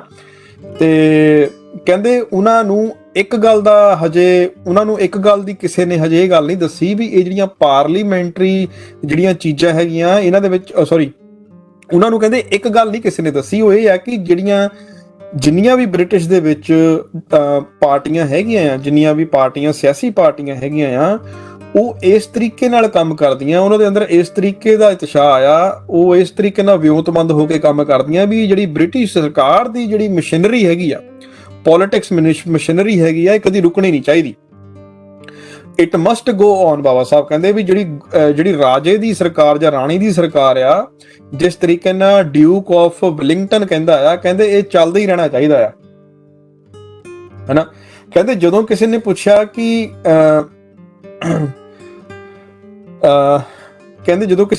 ਕਿ ਜਿਹੜੀਆਂ ਵਿਰੋਧੀ ਪਾਰਟੀਆਂ ਹੈਗੀਆਂ, ਹੁਣ ਹਰ ਦੇਸ਼ ਦੇ ਵਿੱਚ ਸਰਕਾਰਾਂ ਬਣਦੀਆਂ, ਵੱਖਰੀਆਂ ਪਾਰਟੀਆਂ ਇੱਕ ਦੂਜੇ ਦੀਆਂ ਵਿਰੋਧੀ ਹੁੰਦੀਆਂ, ਤੇ ਕਹਿੰਦੇ ਜਦੋਂ ਕਿਸੇ ਨੇ ਇਹ ਗੱਲ ਪੁੱਛੀ ਉਹਨਾਂ ਨੂੰ ਵੀ ਇੰਗਲੈਂਡ ਦੇ ਵਿੱਚ ਜਿਹੜੀਆਂ ਆਪੋਜੀਸ਼ਨ ਪਾਰਟੀਆਂ ਹੈਗੀਆਂ ਆ ਉਹ ਕਾਹਤੇ ਮਸ਼ੀਨਰੀ ਨੂੰ ਚੱਲਣ ਦਿੰਦੀਆਂ ਹੈਗੀਆਂ ਲਗਾਤਾਰ, ਹੈ ਨਾ। ਤੇ ਉਹ ਬਾਬਾ ਸਾਹਿਬ ਦੱਸਦੇ ਹੈਗੇ ਆ ਕਿ ਉਹਨੇ ਇਹਦਾ ਜਵਾਬ ਦਿੱਤਾ ਹੈਗਾ ਕਿਉਂਕਿ ਉਹ ਬੁਨਿਆਦੀ ਤੌਰ ਤੇ ਇੱਕ ਆ, ਉਹਨਾਂ ਦਾ ਮਕਸਦ ਇੱਕ ਆ, ਉਹ ਬੁਨਿਆਦੀ ਤੌਰ ਤੇ ਇੱਕ ਹੈਗੀਆਂ ਆ। ਕਹਿੰਦੇ ਵੀ ਇਹ ਜਿਹੜੀ ਮਤਲਬ ਕਿ ਉਹਦੀ ਆਬਜ਼ਰਵੇਸ਼ਨ ਹੈਗੀ ਆ, ਇਹ ਜਿਹੜੀ ਉਹਦਾ ਨਾ ਇੱਕ ਸਮੀਖਿਆ ਉਹਨੇ ਕੀਤੀ ਹੈਗੀ ਆ ਬੈਲਫੋਰ ਨੇ, ਵੀ ਇੱਕ ਪਾਰਲੀਮੈਂਟ ਗਵਰਨਮੈਂਟ ਉਦੋਂ ਕੰਮ ਕਰਦੀ ਹੈਗੀ ਆ ਜਦੋਂ ਸਾਰੀਆਂ ਰਾਜਨੀਤਿਕ ਪਾਰਟੀਆਂ ਬੁਨਿਆਦੀ ਤੌਰ ਤੇ ਇੱਕ ਹੁੰਦੀਆਂ ਆ। ਉਹਨਾਂ ਦੀ ਸੋਚ ਇਹ ਹੁੰਦੀ ਆ ਕਿ ਅਸੀਂ ਇਹ ਕੰਮ ਚੱਲਦਾ ਰੱਖਣਾ, ਸਰਕਾਰ ਜਿਹੜੀ ਆ ਚੱਲਦੀ ਰੱਖਣੀ ਹੈਗੀ ਆ। ਕਹਿੰਦੇ ਹੁਣ ਅਸੀਂ ਇਹ ਦੇਖਣਾ ਕਿ ਇਹ ਕੰਡੀਸ਼ਨਸ ਜਿਹੜੀਆਂ ਹੈਗੀਆਂ ਆ, ਇਹ ਸ਼ਰਤਾਂ ਕੀ ਭਾਰਤ ਦੇ ਵਿੱਚ ਦਿਖਦੀਆਂ ਹੈਗੀਆਂ ਆ, ਹਨਾ। ਕਹਿੰਦੇ ਹੁਣ ਅਸੀਂ ਇਹ ਦੇਖਣਾ ਹੈਗਾ ਆ ਕਿ ਕਿੰਨੀਆਂ ਟਿਕਦੀਆਂ ਹੈਗੀਆਂ ਭਾਰਤ ਦੇ ਵਿੱਚ। ਜਦੋਂ ਅਸੀਂ ਇਹ ਦੇਖਦੇ ਹਾਂ ਕਿ ਹਿੰਦੂਆਂ ਤੇ ਮੁਸਲਮਾਨ, ਇਹਨਾਂ ਦੋਨਾਂ ਦੇ ਵਿੱਚੋਂ ਕਿਹਦੀ ਅਟੈਂਸ਼ਨ ਹੈਗੀ ਆ ਕਿ ਜਿਹੜੀ ਇਹ ਮਤਲਬ ਕਿ ਜਿਹੜੀ ਪ੍ਰਤੀਨਿਧੀ ਸਰਕਾਰ ਹੈਗੀ ਆ ਇਹ ਕੰਮ ਕਰੇ। ਕਹਿੰਦੇ ਇਹਦਾ ਵਿਅਰਥ ਜਿਹੜਾ ਪਨ ਹੈਗਾ ਆ ਉਹ ਸਾਬਤ ਕਰਨ ਦੇ ਲਈ ਸਾਨੂੰ ਇਹ ਦੇਖਣਾ ਪੈਣਾ ਹੈਗਾ ਆ ਕਿ ਦੋਨਾਂ ਪਾਰਟੀਆਂ ਦੇ ਵਿੱਚੋਂ ਚਾਹੇ ਮੁਸਲਮਾਨ ਚਾਹੇ ਹਿੰਦੂ ਕੋਈ ਇਸ ਮਸ਼ੀਨਰੀ ਨੂੰ ਸਟਾਪ ਕਰਨਾ ਚਾਹੁੰਦਾ, ਕੋਈ ਇਸ ਗਵਰਨਮੈਂਟ ਦੀ ਮਸ਼ੀਨਰੀ ਪਾਰਲੀਮੈਂਟ ਸਰਕਾਰ ਦੇ ਕੰਮਾਂ ਨੂੰ ਸਟਾਪ ਜਾਂ ਬੰਦ ਕਰਨਾ ਚਾਹੁੰਦਾ, ਕੋਈ ਇਹਦੇ ਵਿੱਚ ਦੁਵਿਧਾ ਪੈਦਾ ਕਰਨਾ ਚਾਹੁੰਦਾ। ਨੋ ਮੈਟਰ ਉਹ ਹਿੰਦੂ ਆ, ਨੋ ਮੈਟਰ ਉਹ ਮੁਸਲਮਾਨ ਆ, ਜੇ ਕੋਈ ਵੀ ਇਹਨਾਂ ਦੋਨਾਂ ਦੇ ਵਿੱਚੋਂ ੜਿੱਕਾ ਡਾਉਣਾ ਚਾਹੁੰਦਾ ਆ ਤੇ ਇਹਦਾ ਮਤਲਬ ਇਹ ਆ ਵੀ ਭਾਰਤ ਦੇ ਵਿੱਚ ਜਿਹੜੀ ਇਦਾਂ ਦੀ ਗਵਰਨਮੈਂਟ ਹੈਗੀ ਆ ਜਿਹਨੂੰ ਆਪਾਂ ਪ੍ਰਤੀਨਿਧ ਸਰਕਾਰ ਕਹਿੰਦੇ ਆ ਉਹ ਨਹੀਂ ਚੱਲਣੀ, ਪਾਰਲੀਮੈਂਟ ਸਰਕਾਰ ਨਹੀਂ ਚੱਲਣੀ। ਹੁਣ ਕਹਿੰਦੇ ਆਪਾਂ ਦੋਨਾਂ ਦੇ ਵਿੱਚੋਂ ਪਹਿਲੇ ਦਾ ਕੇਸ ਆਪਾਂ ਮੁਸਲਮਾਨਾਂ ਦਾ ਕੇਸ ਦੇਖਦੇ ਆ। ਮੁਸਲਮਾਨਾਂ ਦੇ ਕੇਸ ਦੇ ਵਿੱਚ ਕੀ ਆ, ਕਹਿੰਦੇ ਵੀ ਮੁਸਲਮਾਨਾਂ ਦੇ ਵਿੱਚ ਜਿਹੜੇ ਮੁਸਲਮਾਨ ਲੋਕ ਹੈਗੇ ਆ ਕਹਿੰਦੇ ਉਹ ਇਸਲਾਮ ਦੇ ਵਿੱਚ ਯਕੀਨ ਕਰਦੇ ਹੈਗੇ ਆ। ਇਸਲਾਮ ਦੇ ਵਿੱਚ ਕੁਝ ਇਦਾਂ ਦੇ ਕਾਨੂੰਨ ਹੈਗੇ ਆ ਜਿਹੜੇ ਆਪਾਂ ਨੂੰ ਕਹਿੰਦੇ ਵੀ ਸਪੈਸੀਫਿਕਲੀ ਇਹ ਡਿਸਕਸ ਕਰਨੇ ਪੈਣੇ ਹੈਗੇ ਆ। ਕਹਿੰਦੇ ਮੁਸਲਮਾਨਾਂ ਦੇ ਜਦੋਂ ਆਪਾਂ ਲਾਅ ਪੜ੍ਹਦੇ ਆ ਉਹਦੇ ਵਿੱਚ ਕੀ ਲੱਗਾ ਹੈਗਾ ਆ, ਉਹਦੇ ਵਿੱਚ ਦੱਸਿਆ ਗਿਆ ਹੈਗਾ ਆ ਕਿ ਜਿਹੜੇ ਦੇਸ਼ ਦੇ ਵਿੱਚ ਜਿੱਥੇ ਮੁਸਲਮਾਨਾਂ ਦਾ ਰਾਜ ਨਾ ਹੋਵੇ, ਜੇ ਉਸ ਦੇਸ਼ ਦੀ ਸਰਕਾਰ ਦੇ ਨਾਲ ਮੁਸਲਮਾਨਾਂ ਦੀ ਲੜਾਈ ਹੁੰਦੀ ਆ ਤੇ ਮੁਸਲਮ ਲਾਅ ਦੀ ਆਪਸ ਦੇ ਵਿੱਚ ਲੜਾਈ ਹੁੰਦੀ ਆ ਤੇ ਇਹਨਾਂ ਦੋਨਾਂ ਦੇ ਵਿੱਚੋਂ ਜਿਹੜਾ ਉੱਥੇ ਦਾ ਉਸ ਦੇਸ਼ ਦਾ ਕਾਨੂੰਨ ਆ ਤੇ ਮੁਸਲਮਾਨੀ ਕਾਨੂੰਨ ਆ, ਉਹਨਾਂ ਦੋਨਾਂ ਦੇ ਵਿੱਚੋਂ ਮੁਸਲਮਾਨਾਂ ਨੂੰ ਆਪਣੇ ਧਰਮ ਦੇ ਕਾਨੂੰਨ ਦੀ ਮੰਨਣੀ ਪੈਣੀ ਆ। ਬਾਬਾ ਸਾਹਿਬ ਕਹਿੰਦੇ ਜਿਹੜੀ ਚੀਜ਼ ਹੈਗੀ ਆ ਇਹ ਬੜੀ ਇੰਪੋਰਟੈਂਟ ਹੈਗੀ ਆ ਬਈ ਜੇ ਕੋਈ ਮੁਸਲਮਾਨ ਇੱਕ ਕੰਟਰੀ ਵਿੱਚ ਰਹਿੰਦਾ ਆ, ਉਸ ਕੰਟਰੀ ਉਹ ਜਿਹੜੀ ਕੰਟਰੀ ਹੈਗੀ ਆ ਉਹਦਾ ਲਾਅ ਜਿਹੜਾ ਆ ਮੁਸਲਮਾਨਾਂ ਦੇ ਲਾਅ ਦੇ ਅਕੋਰਡਿੰਗਲੀ ਨਾ ਹੋਵੇ ਜਾਂ ਉਹਦੇ ਵਿਰੋਧ ਵਿੱਚ ਹੋਵੇ ਤੇ ਮੁਸਲਮਾਨਾਂ ਨੇ ਕੀ ਕਰਨਾ, ਮੁਸਲਮਾਨਾਂ ਨੇ ਉਹਦਾ ਆਪਣੇ ਧਾਰਮਿਕ ਲਾਅ ਦੀ ਸੁਣਨੀ। ਉਹਨਾਂ ਧਾਰਮਿਕ ਲਾਅ ਕੀ ਕਹਿੰਦਾ ਹੈਗਾ, ਕਹਿੰਦੇ ਇਦਾਂ ਹੀ ਕਹਿੰਦੇ ਆਲ ਇੰਡੀਆ ਖਿਲਾਫਤ ਕਾਨਫਰੰਸ ਜਿਹੜੀ ਕਰਾਚੀ ਹੋਈ ਸੀ 8 ਜੁਲਾਈ 1921 ਨੂੰ ਮੁਹੰਮਦ ਅਲੀ ਉੱਥੇ ਕੀ ਕਹਿੰਦਾ ਹੈਗਾ ਆ, ਉਹ ਭਾਰਤ ਦੇ ਮੁਸਲਮਾਨਾਂ ਨੂੰ ਚੇਤਾਵਨੀ ਦਿੰਦਾ ਆ ਕਿ ਜਿਹੜੀ ਬ੍ਰਿਟਿਸ਼ ਆਰਮੀ ਆ ਸਾਨੂੰ ਉਹ ਜੁਆਇਨ ਨਹੀਂ ਕਰਨੀ ਚਾਹੀਦੀ ਕਿਉਂਕਿ ਸਾਡੇ ਧਰਮ ਦੇ ਅਨੁਸਾਰ ਨਹੀਂ ਹੈ ਇਹ, ਸਾਨੂੰ ਜਿਹੜੀਆਂ ਭਰਤੀਆਂ ਹੈਗੀਆਂ ਫੌਜ ਦੇ ਵਿੱਚ ਉਧਰ ਨਹੀਂ ਜਾਣਾ ਚਾਹੀਦਾ, ਇਹ ਮੁਸਲਮਾਨ ਲਾਅ ਦੇ ਖਿਲਾਫ ਆ। ਕਹਿੰਦੇ ਇਸੇ ਤਰੀਕੇ ਨਾਲ ਜਿਹੜਾ ਮੌਲਾਨਾ ਮੁਹੰਮਦ ਸੀ ਉਹਨਾਂ ਦੇ ਨਾਲ ਜਿਹੜੇ 6 ਲੋਕ ਹੋਰ ਸੀ ਉਹਨਾਂ ਉੱਤੇ ਮੁਕੱਦਮਾ ਦਰਜ ਸੈਕਸ਼ਨ 120 B ਦੇ ਤਹਿਤ ਅਤੇ ਸੈਕਸ਼ਨ 131 IPC ਦੇ ਤਹਿਤ ਕਹਿੰਦੇ ਦਰਜ ਹੋਇਆ। ਇਸੇ ਤਰੀਕੇ ਨਾਲ ਉਹਨਾਂ ਤੇ ਇੱਕ ਸੈਕਸ਼ਨ 505 ਸੈਕਸ਼ਨ 414 ਸੈਕਸ਼ਨ 505 ਕਹਿੰਦੇ ਵੀ ਸੈਕਸ਼ਨ 117 IPC ਦੇ ਉਹਨਾਂ ਵਿੱਚ ਦਰਜ ਹੋਇਆ ਤੇ ਜਦੋਂ ਉਹਨਾਂ ਨੂੰ ਉੱਥੇ ਕੋਰਟ ਵਿੱਚ ਪੇਸ਼ ਕੀਤਾ ਗਿਆ ਮੌਲਾਨਾ ਮੁਹੰਮਦ ਅਲੀ ਨੂੰ, ਉਹਨੇ ਉੱਥੇ ਨਾਟ ਗਿਲਟੀ ਕਿਹਾ। ਉਹਨੇ ਕਿਹਾ ਕਿ ਜੇ ਮੈਨੂੰ ਤੁਸੀਂ ਮੱਤਾਂ ਦੇਣੀਆਂ ਨਾ ਤਾਂ ਮੈਨੂੰ ਕੁਰਾਨ ਦੇ ਅਕੋਰਡਿੰਗਲੀ ਦਿਓ, ਵੀ ਮੈਂ ਪ੍ਰੋਫਿਟ ਨੂੰ ਸਭ ਨਾਲ ਮੋਹਰੇ ਮੰਨਦਾ। ਸਾਨੂੰ ਇਹ ਸਿੱਧ ਹੁੰਦਾ ਹੈਗਾ ਕਿ ਜਿਹੜੀ ਦੇਸ਼ ਦੀ ਸਰਕਾਰ ਆ ਉਹਦੇ ਲਈ ਕੁਝ ਨਹੀਂ ਹੈ, ਉੱਥੇ ਉਹਨੇ ਉਹ ਸੁਣਨਾ ਜੋ ਉਹਦਾ ਇਸਲਾਮ ਕਹਿੰਦਾ ਆ। ਇਸੇ ਤਰੀਕੇ ਨਾਲ ਦੋ ਬੜੇ ਇੰਪੋਰਟੈਂਟ ਜਿਹੇ ਪੁਆਇੰਟ ਹੈਗੇ। ਬਾਬਾ ਸਾਹਿਬ ਕਹਿੰਦੇ ਵੀ ਹੁਣ ਇਹ ਵੀ ਸਾਨੂੰ ਇਹ ਪਤਾ ਲੱਗਣਾ ਵੀ ਮੁਸਲਮਾਨ ਦੇ ਲਈ ਉਹਦੀ ਮਾਤਰ ਭੂਮੀ ਕਦੋਂ ਹੈ ਤੇ ਕਦੋਂ ਨਹੀਂ ਹੈ, ਇਹ ਵੀ ਡਿਪੈਂਡ ਕਰਦਾ। ਅੱਜ ਜੇ ਉਹਦੇ ਕੋਲ ਮਾਤਰ ਭੂਮੀ ਜਿਹਨੂੰ ਕਹਿੰਦਾ ਆ ਅੱਜ ਮੇਰੀ ਭਾਰਤ ਮਾਤਰ ਭੂਮੀ ਆ, ਕੱਲ ਨੂੰ ਇਹ ਵੀ ਹੋ ਸਕਦਾ ਉਹ ਕਵੇ ਇਹ ਮੇਰੀ ਮਾਤਰ ਭੂਮੀ ਨਹੀਂ ਹੈ। ਇਹ ਸਾਰੇ ਦਾ ਸਾਰਾ ਜਿਹੜਾ ਕਰਨਾ ਧਰਨਾ ਹੈਗਾ ਆ ਇਹ ਉਹਦੇ ਕਾਨੂੰਨ ਤੇ, ਜਿਹੜਾ ਮੁਸਲਮ ਕਾਨੂੰਨ ਹੈਗਾ ਆ ਇਸਲਾਮ ਦੇ ਅਕੋਰਡਿੰਗਲੀ ਉਹਦੇ ਤੇ ਡਿਪੈਂਡ ਕਰਦਾ। ਉਹ ਬਾਬਾ ਸਾਹਿਬ ਕੀ ਕਹਿੰਦੇ ਹੈਗੇ, ਬਾਬਾ ਸਾਹਿਬ ਕਹਿੰਦੇ ਮੁਸਲਮਾਨਾਂ ਦੇ ਲਈ ਨਾ ਜਿਹੜਾ ਦੇਸ਼ ਹੈਗਾ ਦੋ ਤਰ੍ਹਾਂ ਵੰਡਿਆ ਹੋਇਆ ਆ। ਇੱਕ ਨੂੰ ਦਰ ਉਲ ਇਸਲਾਮ ਕਹਿੰਦੇ ਆ, ਜਿਹਦੇ ਵਿੱਚ ਇਸਲਾਮ ਦਾ ਰਾਜ ਹੁੰਦਾ, ਜਿਹਦੇ ਸ਼ਾਸਕ ਜਿਹੜੇ ਕਰਤਾ ਹੁੰਦੇ ਆ ਉਹ ਇਸਲਾਮ ਹੁੰਦੀ, ਆਪਣੇ ਮੁਸਲਮਾਨ ਹੁੰਦੇ ਆ, ਮੁਸਲਮਾਨ ਸ਼ਾਸਕ ਹੁੰਦਾ ਦੇਸ਼ ਦਾ। ਇੱਕ ਹੁੰਦਾ ਦਰ ਉਲ ਹਰਬ। ਦਰ ਉਲ ਹਰਬ ਜਿਹੜਾ ਆ ਉਹ ਇੱਕ ਕਿਹਾ ਜਾਂਦਾ ਵੀ ਉਹ ਜੰਗ ਦੇ ਮੈਦਾਨ ਵਾਂਗੂ ਉਹਨੂੰ ਲਿਆ ਜਾਂਦਾ ਵੀ ਇਹ ਜੰਗ ਦਾ ਮੈਦਾਨ ਹੈਗਾ ਆ। ਹੁਣ ਬਾਬਾ ਸਾਹਿਬ ਦੱਸਦੇ ਦੋਨਾਂ ਵਿੱਚ ਡਿਫਰੈਂਸ ਕੀ ਹੈਗਾ। ਜਿੱਦਾਂ ਮੈਂ ਪਹਿਲਾਂ ਉੱਪਰ ਦੱਸਿਆ ਵੀ ਦਾਰੁਲ ਇਸਲਾਮ ਮੁਸਲਮਾਨ ਇਹ ਮੰਗਦੇ ਆ ਵੀ ਕੰਟਰੀ ਜਿਹੜੀ ਕਿ ਮੁਸਲਮਾਨਾਂ ਦੇ ਵੱਲੋਂ ਰੂਲ ਕੀਤੀ ਜਾਵੇ, ਜਿਹਦਾ ਸ਼ਾਸਕ ਕਰਤਾ ਵਰਗ ਜਿਹੜਾ ਉਹ ਮੁਸਲਮਾਨ ਹੋਵੇ। ਦਾਰੁਲ ਹਰਬ ਜਿਹੜਾ ਆ ਉਹਦੇ ਵਿੱਚ ਮੁਸਲਮਾਨ ਜਿਹੜੇ ਆ ਉਹ ਸ਼ਾਸਤ ਕਰਤਾ ਨਹੀਂ ਹੈਗੇ, ਉਹ ਅੰਦਰ ਰਹਿ ਰਹੇ ਹੁੰਦੇ ਆ। ਜਿੱਦਾਂ ਕੰਟਰੀਆਂ ਵਿੱਚ ਜਿਹੜੀ ਮੁਸਲਿਮ ਕੰਟਰੀਆਂ ਨਹੀਂ ਹੈਗੇ ਉੱਥੇ ਮੁਸਲਮਾਨ ਰਹਿ ਰਹੇ ਹੈਗੇ ਆ, ਉਹ ਇਸਲਾਮ ਦੇ ਅਕੋਰਡਿੰਗਲੀ ਉਹਨਾਂ ਨੂੰ ਦਰ ਉਲ ਹਰਬ ਕਹਿੰਦੇ ਆ ਜੀ। ਤੇ ਹੁਣ ਕਹਿੰਦੇ ਹੈਗੇ ਆ ਕਿ ਮੁਸਲਮਾਨਾਂ ਦੇ ਧਾਰਮਿਕ ਕਾਨੂੰਨਾਂ ਦੇ ਅਕੋਰਡਿੰਗਲੀ ਇੰਡੀਆ ਜਿਹੜਾ ਆ ਉਹ ਹਿੰਦੂਆਂ ਅਤੇ ਮੁਸਲਮਾਨਾਂ ਦੀ ਸਾਂਝੀ ਮਾਤਰ ਭੂਮੀ ਨਹੀਂ ਹੋ ਸਕਦਾ। ਉਹ ਜਾਂ ਤਾਂ ਮੁਸਲਮਾਨਾਂ ਦੀ ਮਾਤਰ ਭੂਮੀ ਹੋ ਸਕਦਾ, ਜਾਂ ਤਾਂ ਹਿੰਦੂਆਂ ਦੀ ਜਾਂ ਤਾਂ ਉਹ ਮੁਸਲਮਾਨਾਂ ਦੀ ਮਾਤਰ ਭੂਮੀ ਹੋ ਸਕਦਾ, ਜਾਂ ਫਿਰ ਹਿੰਦੂਆਂ ਦੀ ਹੋ ਸਕਦਾ। ਉਹ ਇਕੱਠਾ ਨਹੀਂ ਹੋ ਸਕਦਾ। ਜਦੋਂ ਆਪਾਂ ਕਹਿ ਦਈਏ ਵੀ ਇਹ ਦੋਨਾਂ ਦੀ ਮਾਤਰ ਭੂਮੀ ਹੈਗੀ, ਕਹਿੰਦੇ ਨਹੀਂ, ਇਦਾਂ ਨਹੀਂ ਹੈ। ਜਦੋਂ ਤਾਂ ਮੁਸਲਮਾਨਾਂ ਨੇ ਭਾਰਤ ਤੇ ਰਾਜ ਕਰਨਾ ਹੈਗਾ, ਬਾਬਾ ਸਾਹਿਬ ਕਹਿੰਦੇ ਉਦੋਂ ਤਾਂ ਉਹ ਬਣ ਜਾਣਾ ਹੈਗਾ ਦਾਰੁਲ ਇਸਲਾਮ। ਜਦੋਂ ਹਿੰਦੂਆਂ ਨੇ ਉੱਤੇ ਰਾਜ ਕਰਨਾ ਹੈਗਾ ਆ, ਉਹ ਬਣ ਜਾਣਾ ਦਾਰੁਲ ਹਰਬ। ਹੁਣ ਬਾਬਾ ਸਾਹਿਬ ਕਹਿੰਦੇ ਇੱਥੇ ਤਾਂ ਚੱਕਰ ਪੈ ਗਿਆ, ਇਹਨਾਂ ਵਿੱਚ ਤਾਂ ਕੌਨਫਲਿਕਟ ਇਹ ਰਹਿਣਾ ਹੀ ਰਹਿਣਾ ਇਸਲਾਮ ਦਾ। ਤੇ ਉਹ ਸੁਣਦੇ ਆਪਣੀਆਂ ਪਹਿਲਾਂ ਹੈਗੀਆਂ ਆ ਨਾ, ਆਪਣੇ ਧਰਮ ਦੀਆਂ ਜ਼ਿਆਦਾ ਸੁਣਦੇ ਹੈਗੇ ਆ। ਤੇ ਫਿਰ ਕਹਿੰਦੇ ਹੈਗੇ ਆ ਕਿ ਇੱਕ ਹੋਰ ਇਹਨਾਂ ਦੇ ਵਿੱਚ ਇੱਕ ਕਨਸੈਪਟ ਆਉਂਦਾ, ਬਾਬਾ ਸਾਹਿਬ ਕਹਿੰਦੇ ਹਿਜਰਤ ਦਾ। ਹਿਜਰਤ ਕੀ ਹੈਗੀ ਆ?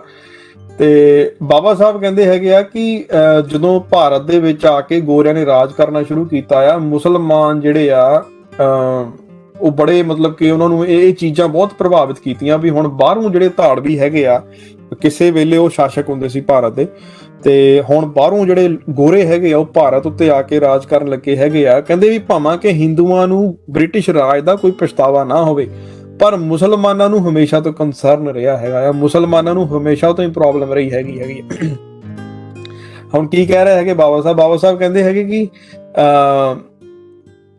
ਵੀ ਜਦੋਂ ਭਾਰਤ ਦੇ ਵਿੱਚ ਗੋਰੇ ਆਏ ਹੈਗੇ ਆ ਤੇ ਮੁਸਲਮਾਨ ਜਿਹੜੀਆਂ ਕਮਿਊਨਿਟੀਆਂ ਹੈਗੀਆਂ ਆ, ਜਿੱਦਾਂ ਡਾਕਟਰ ਟਿਟੂਸ ਕਹਿੰਦਾ ਵੀ ਇਹ ਹਾਫ ਸੈਂਚੁਰੀ ਤੱਕ ਇਹ ਗੱਲਾਂ ਚੱਲਦੀਆਂ ਰਹੀਆਂ ਹੈਗੀਆਂ ਵੀ ਸਾਨੂੰ ਦੇਸ਼ ਛੱਡ ਦੇਣਾ ਚਾਹੀਦਾ, ਸਾਨੂੰ ਹਿਜਰਤ ਕਰਨੀ ਚਾਹੀਦੀ ਆ।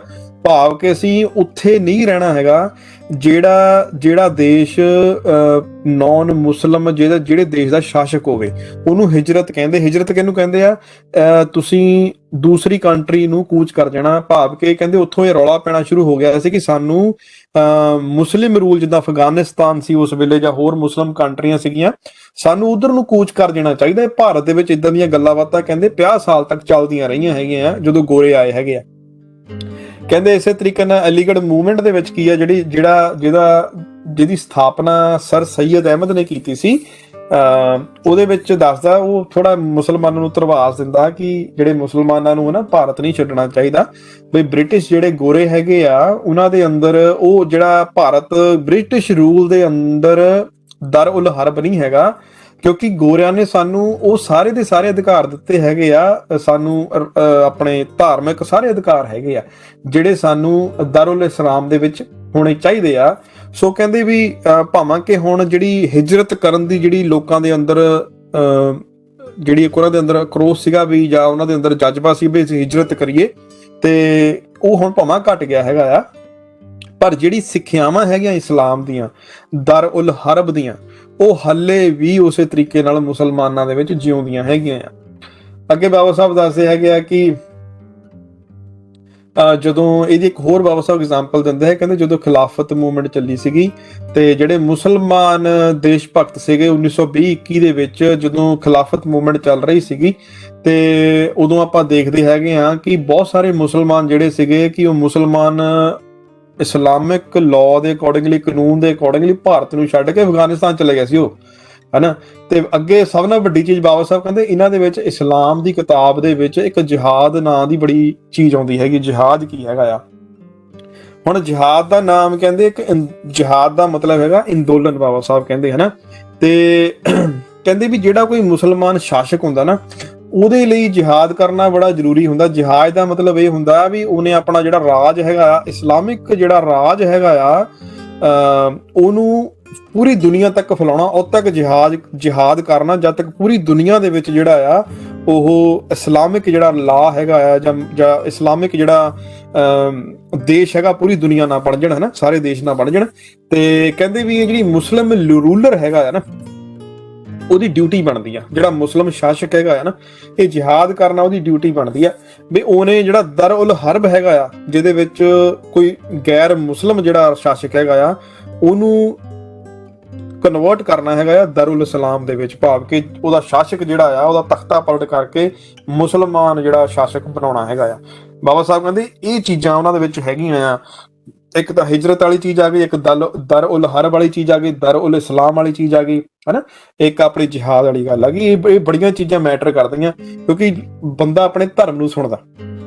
ਅੱਗੇ ਬਾਬਾ ਸਾਹਿਬ ਇਹਦੀ ਐਗਜ਼ਾਮਪਲ ਦਿੰਦੇ ਹੈਗੇ ਆ। ਬਾਬਾ ਸਾਹਿਬ ਕਹਿੰਦੇ ਵੀ ਜਦੋਂ ਆਪਾਂ 1857 ਦੀ ਆਪਾਂ ਕ੍ਰਾਂਤੀ ਦੇਖਦੇ ਹਾਂ, ਕਿ ਕਹਿੰਦੇ ਮੈਨੂੰ 1857 ਦੀ ਕ੍ਰਾਂਤੀ ਦੇਖ ਲਓ, ਕਹਿੰਦੇ ਉੱਥੇ ਕੀ ਹੋਇਆ ਸੀ। ਕਹਿੰਦੇ ਵੀ ਉਹਨਾਂ ਨੇ ਮਾੜਾ ਨਹੀਂ ਝਿਜਕੇ, ਉਹਨਾਂ ਨੇ ਕਿਹਾ ਵੀ ਅਸੀਂ ਜਿਹਾਦ ਸ਼ੁਰੂ ਕਰ ਦਿੱਤਾ। ਉੱਥੇ ਮੁਸਲਮਾਨਾਂ ਨੇ ਜਿਹਾਦ ਦਾ ਨਾਮ ਲੈਣਾ ਸ਼ੁਰੂ ਕੀਤਾ, ਜਿਹਾਦ ਸ਼ੁਰੂ ਕੀਤਾ।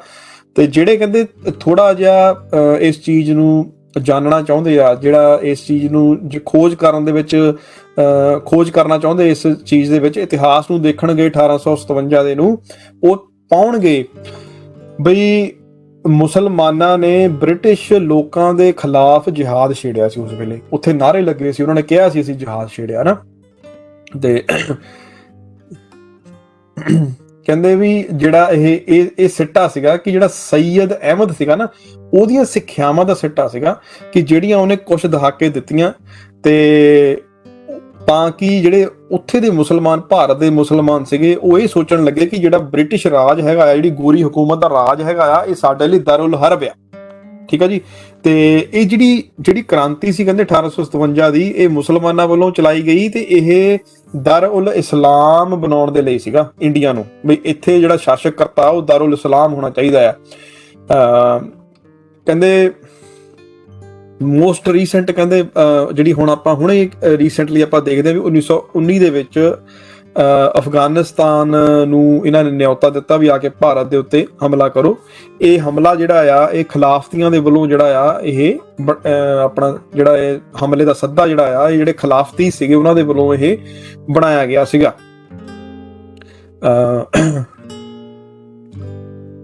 ਜਿਹੜਾ ਇੱਕ ਹੋਰ ਇਹਨਾਂ ਦੀ ਬਲੀਫ ਹੈਗਾ ਆ, ਇੱਕ ਹੋਰ ਇਹਨਾਂ ਦਾ ਜਿਹੜਾ ਬਲੀਫ ਹੈਗਾ ਆ ਨਾ, ਇਹਨਾਂ ਦਾ ਜਿਹੜੀ ਆਪਣਾ ਧਰਮ ਦੇ ਵਿੱਚ ਜਿਹੜੀ ਇਹਨਾਂ ਨੂੰ ਹਦਾਇਤਾਂ ਹੈਗੀਆਂ ਆ, ਉਹ ਜਿਹੜੀ ਖੇਤਰੀ ਸੰਬੰਧ ਆ ਨਾ, ਉਹਨੂੰ ਰੈਕਗਨਾਈਜ਼ ਨਹੀਂ ਕਰਦਾ ਹੈਗਾ ਜਿਹੜਾ ਇਸਲਾਮ ਹੈਗਾ ਆ। ਉਹ ਕਿੱਦਾਂ, ਉਹਦੀ ਐਗਜ਼ਾਮਪਲ ਬਾਬਾ ਸਾਹਿਬ ਅੱਗੇ ਦੱਸਦੇ ਹੈਗੇ ਆ ਕਿ ਜਿਹੜਾ ਇਸਲਾਮ ਹੈਗਾ ਆ, ਉਹ ਸਮਾਜਿਕ ਅਤੇ ਧਾਰਮਿਕ ਜਿਹੜੀਆਂ ਆ ਉਹ ਕਬੂਲ ਨਹੀਂ ਕਰਦਾ, ਤੇ ਉਹਨਾਂ ਦੇ ਲਈ ਸਮਾਜਿਕ ਅਤੇ ਧਾਰਮਿਕ ਹੈਗੀਆਂ। ਬਾਬਾ ਸਾਹਿਬ ਦੱਸਦੇ ਹੈਗੇ ਆ ਕਿ ਜਿਹੜਾ ਮੌਲਾਨਾ ਮੁਹੰਮਦ ਅਲੀ ਹੈਗਾ ਆ, ਉਹਦਾ ਜਿਹੜਾ ਵਿਟਨੈਸ ਹੈਗਾ ਆ ਨਾ, ਉਹ ਇਹਦੇ ਲਈ ਆਪਣਾ ਵਧੀਆ ਹੈਗਾ। ਇਹਦਾ ਜਿਹੜਾ ਸਬੂਤ ਬਾਬਾ ਸਾਹਿਬ ਦਿੰਦੇ ਹੈਗੇ, ਕੀ ਦੇ ਰਹੇ ਹੈਗੇ, ਕਹਿੰਦੇ ਵੀ ਉਹਨੂੰ ਜਦੋਂ ਕਹਿੰਦੇ ਉਹਨੂੰ ਸੈਸ਼ਨ ਕੋਰਟ ਦੇ ਅੱਗੇ ਕਹਿੰਦੇ ਲਿਆਂਦਾ ਗਿਆ, ਤੇ ਮੁਹੰਮਦ ਅਲੀ ਨੇ ਕੀ ਕੀਤਾ ਉੱਥੇ ਦੱਸਿਆ ਹੈਗਾ ਆ। ਕਹਿੰਦਾ ਉਹ ਦੱਸਦਾ ਹੈਗਾ ਆ ਕਿ ਵੀ ਮੈਂ ਕੁਰਾਨ ਦੀ ਜਦੋਂ ਗੱਲ ਕਰਾਂ,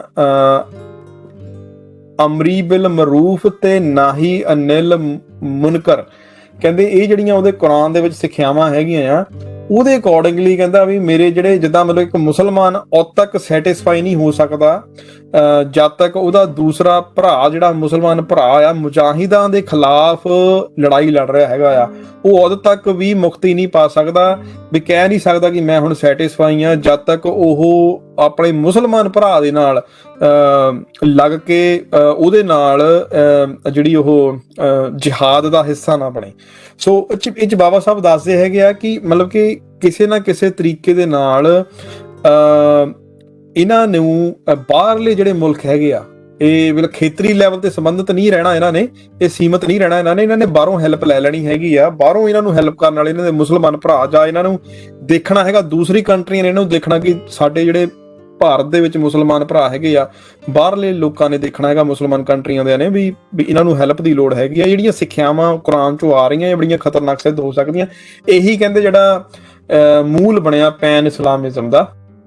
ਤੇ ਕਹਿੰਦੇ ਇਸੇ ਕਰਕੇ ਇਹੀ ਚੀਜ਼ ਜਿਹੜੀ ਆ, ਮੁਸਲਮਾਨ ਇਹ ਕਹਿੰਦੇ ਹੈਗੇ ਆ ਕਿ ਸਾਨੂੰ, ਅਸੀਂ ਪਹਿਲਾਂ ਮੁਸਲਮਾਨ ਪਹਿਲਾਂ ਆ, ਭਾਰਤੀ ਜਿਹੜੇ ਆ ਨਾ ਅਸੀਂ ਉਹ ਬਾਅਦ ਦੇ ਵਿੱਚ ਹੈਗੇ ਆ। ਤੇ ਇਸੇ ਕਰਕੇ ਹੀ ਅਸੀਂ ਕਹਿੰਦੇ ਵੀ ਇਹੀ ਸੈਂਟੀਮੈਂਟਸ ਆ ਵੀ ਮੁਸਲਮਾਨ ਕਾਹਤੇ ਜਿਹੜੇ ਕਹਿੰਦੇ ਆ ਵੀ ਮਤਲਬ ਕਿ ਜਿਹੜੀ ਇੰਡੀਆ ਦੀ ਜਿਹੜੀ ਤਰੱਕੀ ਹੈਗੀ ਆ ਉਹਦੇ ਵਿੱਚ ਕਿਉਂ ਘੱਟ ਹਿੱਸਾ ਲੈਂਦੇ ਆ, ਇਹਨਾਂ ਚੀਜ਼ਾਂ ਕਰਕੇ ਕਹਿੰਦੇ ਘੱਟ ਹਿੱਸਾ ਲੈਂਦੇ, ਕਿਉਂਕਿ ਜ਼ਿਆਦਾ ਮੁਸਲਮਾਨ, ਪਹਿਲਾਂ ਉਹਨਾਂ ਨੂੰ ਇਸਲਾਮ ਆ, ਭਾਰਤੀ ਹੋਣਾ ਉਹਨਾਂ ਦੇ ਲਈ ਬਾਅਦ ਦੀ ਗੱਲ ਹੈਗੀ ਆ। ਅੱਗੇ ਬਾਬਾ ਸਾਹਿਬ ਦੱਸਦੇ ਹੈਗੇ ਆ ਕਿ ਸਾਊਥ ਏਸ਼ੀਆਟਿਕ ਫੈਡਰੇਸ਼ਨ ਜਿਹੜੀ ਹੈਗੀ ਆ, ਉਹ ਜ਼ਿਆਦਾਤਰ ਮੁਸਲਮਾਨ ਜਿਹੜੀਆਂ ਕੰਟਰੀਆਂ ਹੈਗੀਆਂ, ਜਿੱਦਾਂ ਕਿ ਅਰੇਬੀਆ, ਮੈਸੋਪੋਟਾਮੀਆ, ਅਫਗਾਨ ਹਨ, ਤੇ ਉਹ ਇੰਡੀਆ ਨਾਲੋਂ ਜ਼ਿਆਦਾ ਵਧੀਆ ਉਹ ਮੁਸਲਮਾਨ ਕੰਟਰੀਆਂ ਲਈ ਆ। ਇਸੇ ਕਰਕੇ ਜਿਹੜੇ ਇੰਡੀਆ ਦੇ ਮੁਸਲਮਾਨ ਹੈਗੇ ਆ ਉਹਦੇ ਵਿੱਚ ਜ਼ਿਆਦਾ ਇੰਟਰਸਟਿਡ ਹੈਗੇ ਆ। ਬਾਬਾ ਸਾਹਿਬ ਅੱਗੇ ਦੱਸਦੇ ਹੈਗੇ ਆ ਕਿ ਗਵਰਨਮੈਂਟ ਵਰਸਸ ਓਬੀਡੀਐਂਸ ਵਿੱਚ ਆਗਿਆਕਾਰੀ, ਹਨਾ। ਹੁਣ ਇਹ ਦੱਸਦੇ ਹੈਗੇ ਆ ਕਿ ਇਹ ਬੜਾ ਇੰਪੋਰਟੈਂਟ ਇਹ ਵੀ ਪੁਆਇੰਟ ਹੈਗਾ ਆ ਵੀ ਸਰਕਾਰ ਤਾਂ ਬਣ ਜੂਗੀ, ਹਕੂਮਤ ਦਾ ਪਾਲਣ ਕਿਵੇਂ ਕਰਨਾ ਹੈਗਾ ਆ, ਇਹ ਵੀ ਡਿਪੈਂਡ ਕਰਦਾ ਵੀ ਕੱਲ ਨੂੰ ਮੁਸਲਮਾਨ ਜਿਹੜੇ ਆ ਉਹ ਭਾਰਤ ਦੇ ਵਿੱਚ ਰਹਿ ਜਾਂਦੇ ਹੈਗੇ ਆ, ਹਿੰਦੂ ਜੇ ਹੈਗੇ ਆ ਉਹ ਆਪਣੀ ਸਰਕਾਰ ਬਣਾ ਲੈਂਦੇ ਆ। ਕੀ ਜਿਹੜੇ ਹਿੰਦੂ ਮਿਨਿਸਟਰ ਹੋਣਗੇ ਜਾਂ ਹਿੰਦੂ ਆਪਣੇ ਐਡਮਿਨਿਸਟ੍ਰੇਟਰ ਜਿਹੜੇ ਕੰਮ ਕਰਨਗੇ, ਕੀ ਉਹ ਹਿੰਦੂ ਸਰਕਾਰ ਦਾ ਕਹਿਣਾ ਮੰਨਣਗੇ ਜਾਂ ਨਹੀਂ ਮੰਨਣਗੇ? ਇਹ ਵੀ ਕਹਿੰਦੇ ਇੱਕ ਵੱਖਰੀ ਪ੍ਰੋਬਲਮ ਹੈਗੀ ਆ ਭਾਰਤ ਵਿੱਚ ਜਿਹੜੀ ਆ ਸਕਦੀ ਹੈਗੀ। ਹੁਣ ਕੀ ਦੱਸਦੇ ਹੈਗੇ ਆ ਬਾਬਾ ਸਾਹਿਬ ਅੱਗੇ, ਕਹਿੰਦੇ ਜਿਹੜੀ ਸਰਕਾਰ ਹੈਗੀ ਆ ਨਾ ਉਹ ਬਿਲਕੁਲ ਜਿਹੜੀ ਹੈਗੀ ਆ ਨਾ, ਉਹ ਹਕੂਮਤ ਡਿਪੈਂਡ ਕਰਦੀ ਆ ਵੀ ਹਕੂਮਤ ਦੀ ਆਗਿਆਕਾਰੀ ਕਿੰਨੀ ਕੁ ਹੈਗੀ ਆ। ਕਹਿੰਦੇ ਕਿ ਹੁਣ ਉਹ ਜਿਹੜੇ ਮੁਸਲਮਾਨ ਜਾਂ ਜਿਹੜੇ ਹਿੰਦੂ ਨਾ, ਜਿਹੜੇ ਕਹਿੰਦੇ ਹੈਗੇ ਆ ਕਿ ਅਸੀਂ ਸਵੈ ਸਰਕਾਰ ਬਣਾਉਣੀ ਹੈਗੀ ਆ, ਉਹਨਾਂ ਨੂੰ ਇੱਥੇ ਰੁਕਣਾ ਚਾਹੀਦਾ, ਉਹਨਾਂ ਨੂੰ ਸੋਚਣਾ ਚਾਹੀਦਾ ਵੀ ਜਿਹੜੀ ਇਹ ਆਗਿਆਕਾਰੀ ਵਾਲੀ ਚੀਜ਼ ਹੈਗੀ ਆ, ਇਹ ਕਿਹਨਾਂ ਚੀਜ਼ਾਂ ਉੱਤੇ ਮਤਲਬ ਕਿ ਟਿਕੀ ਹੋਈ ਆ। ਇਸ ਤੋਂ ਪਹਿਲਾਂ ਕੋਈ ਸੰਕਟ ਆਵੇ, ਸਾਨੂੰ ਇਹਨਾਂ ਚੀਜ਼ਾਂ ਦੇ ਉੱਤੇ ਵਿਚਾਰ ਵਿਮਰਸ਼ ਜਿਹੜਾ ਆ ਕਰ ਲੈਣਾ ਚਾਹੀਦਾ ਹੈ। ਬਹੁਤ ਇੰਪੋਰਟੈਂਟ ਕਹਿੰਦੇ ਸਵਾਲ ਹੈਗਾ ਆ। ਜੇ ਆਗਿਆਕਾਰ ਜਦੋਂ ਹੁੰਦਾ ਆ, ਜਦੋਂ ਆਪਾਂ ਕੋਈ ਆਗਿਆਕਾਰੀ ਜੇ ਫੇਲ ਹੋ ਜਾਵੇ, ਅਸਫਲ ਹੋ ਜਾਵੇ, ਕਹਿੰਦੇ ਵੀ ਜਿਹੜੀ ਸਵੈ ਸਰਕਾਰ ਹੈਗੀ ਆ ਉਹਦਾ ਜਾਂ ਤਾਂ ਮਿਲ ਕੇ ਕੰਮ ਕਰਨਾ ਜਾਂ ਅਧੀਨ ਕੰਮ ਨਹੀਂ ਕਰਨਾ, ਹਨਾ। ਇਹ